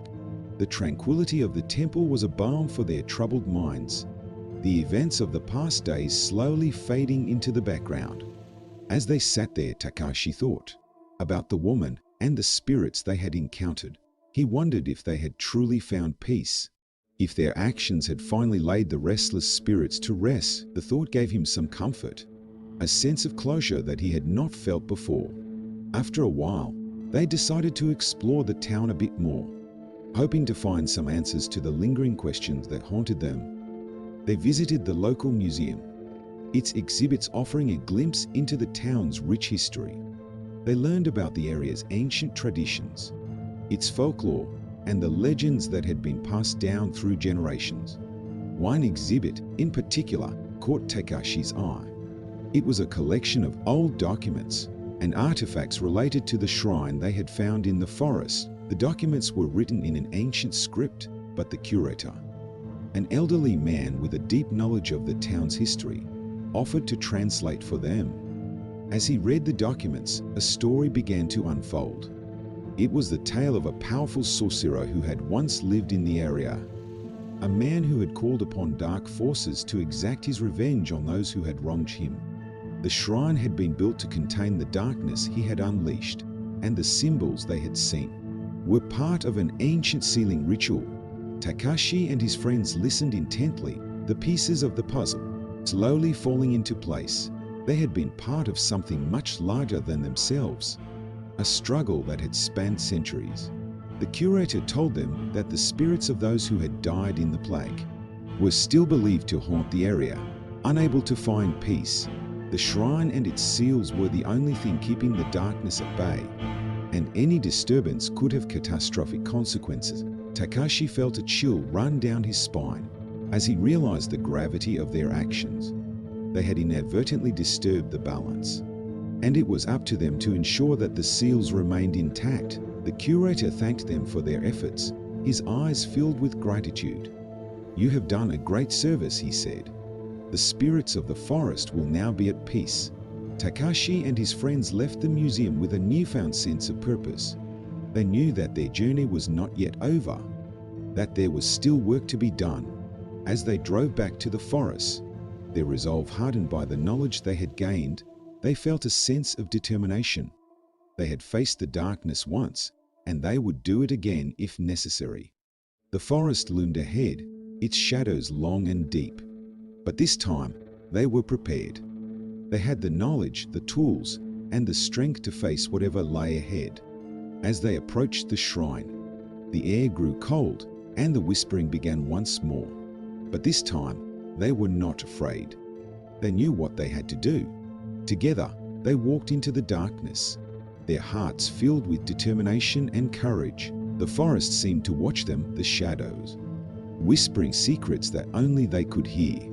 But they pressed on, their resolve unwavering. They reached the shrine, the ancient structure standing silent and foreboding. Takashi opened the book, carefully turning the delicate pages. They found the section on sealing rituals, the symbols and chants written in an ancient script. They worked together, replicating the symbols they had seen in the chamber, using chalk and stones to mark the ground around the shrine. As they chanted the ancient words, a cold wind swept through the clearing, carrying with it the faint sound of whispering. The air grew thick with tension, and the shadows seemed to dance around them, growing darker and more menacing. Suddenly, the ground beneath them began to tremble, and the shadowy figure from before emerged from the shrine, its eyes glowing with malevolence. The woman appeared once more, her eyes filled with determination. "You must finish the ritual," she cried, her voice echoing through the clearing. Takashi and the others continued chanting, their voices growing stronger as they poured their energy into the ritual. The symbols began to glow, the light pushing back the darkness. The shadowy figure roared in anger, lashing out at them with tendrils of darkness. But the light from the symbols held it at bay, the ancient magic working to contain the malevolent force. As the ritual reached its climax, the ground shook violently, and the air was filled with a blinding light. When the light faded, the shadowy figure was gone, and the clearing was silent once more. The woman smiled, her form fading into the light. "Thank you," she whispered, her voice filled with relief. "You have restored the balance." Takashi and his friends stood in stunned silence, the weight of their ordeal slowly lifting. They had done it. They had faced the darkness and emerged victorious. As they made their way back to the town, the forest seemed less ominous, the shadows less threatening. They knew they would never forget what they had experienced, the bond they had forged in the face of unimaginable horror. Back in the town, they were greeted as heroes, their story spreading quickly among the villagers. The owner of the inn thanked them, her eyes filled with gratitude. "You have done a great service," she said. "The spirits of the forest will now be at peace." Takashi and his friends left the town the next day, their hearts lighter and their spirits renewed. They knew they had been part of something much larger than themselves, a struggle that had spanned centuries. As they drove away, the whispering forest faded into the distance, leaving them with memories of a night filled with terror and triumph, a story they would carry with them for the rest of their lives. The road back to their city stretched before them, a winding ribbon of asphalt cutting through the Japanese countryside. The forest they had left behind loomed in their minds, a dark, shadowy place filled with memories of whispers and ancient curses. Takashi, Yuki, Hiroshi, and Aya sat in contemplative silence, the hum of the car engine the only sound breaking the stillness. As they neared the city, the familiar sights and sounds of civilization gradually replaced the eerie tranquility of the forest. But even as the urban landscape came into view, the sense of unease that had settled over them remained. Takashi couldn't shake the feeling that their ordeal was not yet over, that the darkness they had confronted still lingered, waiting for another opportunity to strike. They reached Takashi and Yuki's apartment, a modest but cozy place in a quiet neighborhood. The sense of normalcy was almost jarring after their harrowing experience, and they found it difficult to settle back into their routines. Yuki prepared a simple meal, while Takashi checked his messages, the mundane tasks a welcome distraction. Hiroshi and Aya, who lived nearby, joined them for dinner, the shared experience of their journey, forging a bond that drew them together. As they ate, they talked about their plans for the future, trying to focus on the positive. But the conversation inevitably drifted back to the forest, to the shrine, and to the woman who had guided them. Takashi voiced the thoughts that had been troubling him since they left the town. What if the seals aren't enough? What if the darkness finds a way to break free again? Hiroshi, ever the pragmatist, shrugged. "We did what we could. We followed the rituals and repaired the seals. There's nothing more we can do." Aya, still visibly shaken, added, "But what if there's more to it? What if we missed something?" Yuki, who had been silent until now, spoke up, her voice steady but filled with concern. "I think we need to learn more about the sorcerer, about what he did and why. Maybe there's something in his past that can help us understand how to prevent this from happening again. Takashi nodded, appreciating Yuki's insight. We need to dig deeper. There must be more information out there. They decided to return to the town the next day to continue their research and find any additional clues that might help them. The journey back to the town was filled with a sense of urgency, a determination to uncover the truth. When they arrived, they headed straight for the local library, where they had previously found valuable information. The librarian, recognizing them from their last visit, greeted them warmly and offered her assistance. They spent hours poring over old records, books, and documents, searching for any mention of the sorcerer and his dark deeds. Finally, they found a reference to a journal written by one of the villagers, who had lived during the time of the sorcerer's reign of terror. The journal detailed the events leading up to the plague and the subsequent building of the shrine to contain the darkness. It spoke of a ritual more powerful and dangerous than the one they had performed, a final confrontation that had ultimately sealed the sorcerer's spirit. According to the journal, the sorcerer had not acted alone. He had been part of a cult, a group of followers who had worshipped the dark forces he had unleashed. The cult had been scattered and destroyed, but remnants of their influence still lingered in the area. Takashi and his friends realized that their task was far from over. They needed to find the remaining followers and ensure that the sorcerer's spirit could never break free again. Armed with this new information, they set out to track down the remnants of the cult. Their search led them to a series of abandoned buildings on the outskirts of the town, places that had once been gathering spots for the cult. The buildings were dilapidated, their walls covered in graffiti and their windows shattered. As they explored the ruins, they found symbols and writings that matched those in the journal. Confirming that they were on the right track, the investigation was interrupted by a sudden noise, a faint whispering that sent chills down their spines. Takashi signaled for silence, and they listened intently.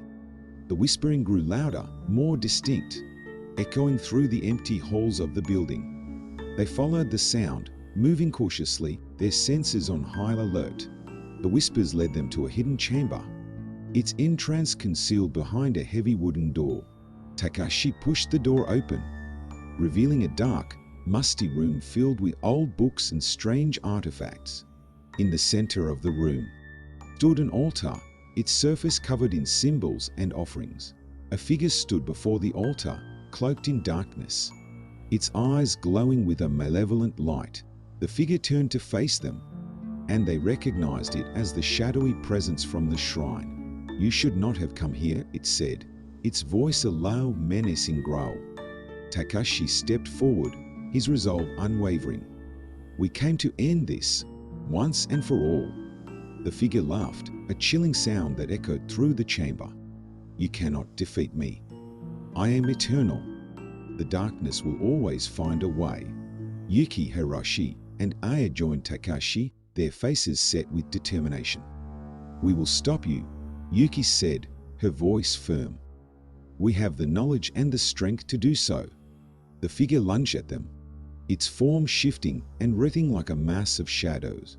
Takashi and his friends stood their ground, their hearts pounding with fear and adrenaline. They recited the chants they had learned, their voices blending into a powerful incantation.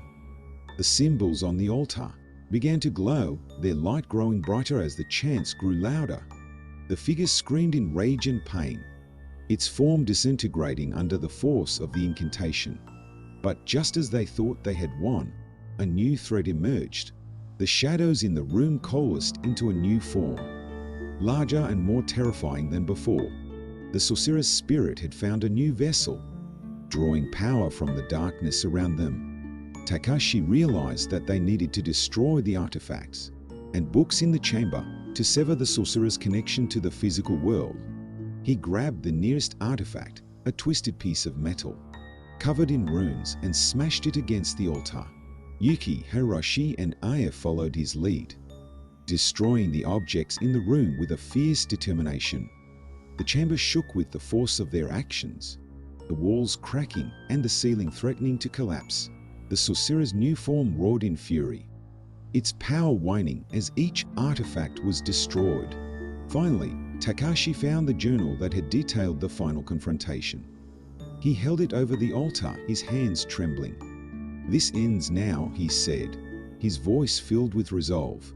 He set the journal on fire, the flames consuming the ancient pages. The sorcerer's spirit screamed one last time, its form disintegrating into nothingness. The chamber fell silent, the oppressive darkness lifting. Takashi and his friends stood amidst the ruins, their breaths coming in ragged gasps. They had done it. They had faced the darkness and emerged victorious once more.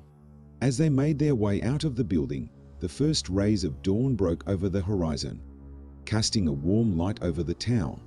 The sense of unease that had plagued them finally began to lift, replaced by a feeling of peace and closure. They returned to the inn, where the owner greeted them with a smile and a sense of relief. "You have done it," she said. "The town and the forest will be safe now." Takashi and his friends knew that their journey had changed them, that they would carry the memories of their ordeal with them for the rest of their lives. But they also knew that they had forged a bond that could never be broken, a bond of friendship and courage that had seen them through the darkest of times. As they drove back to their city, the sun rising behind them, they felt a sense of hope and renewal. They had faced the unknown, and they had triumphed. And as they left the whispering forest behind, they knew that they had made a difference, that they had restored the balance and ensured that the darkness would never threaten the town again.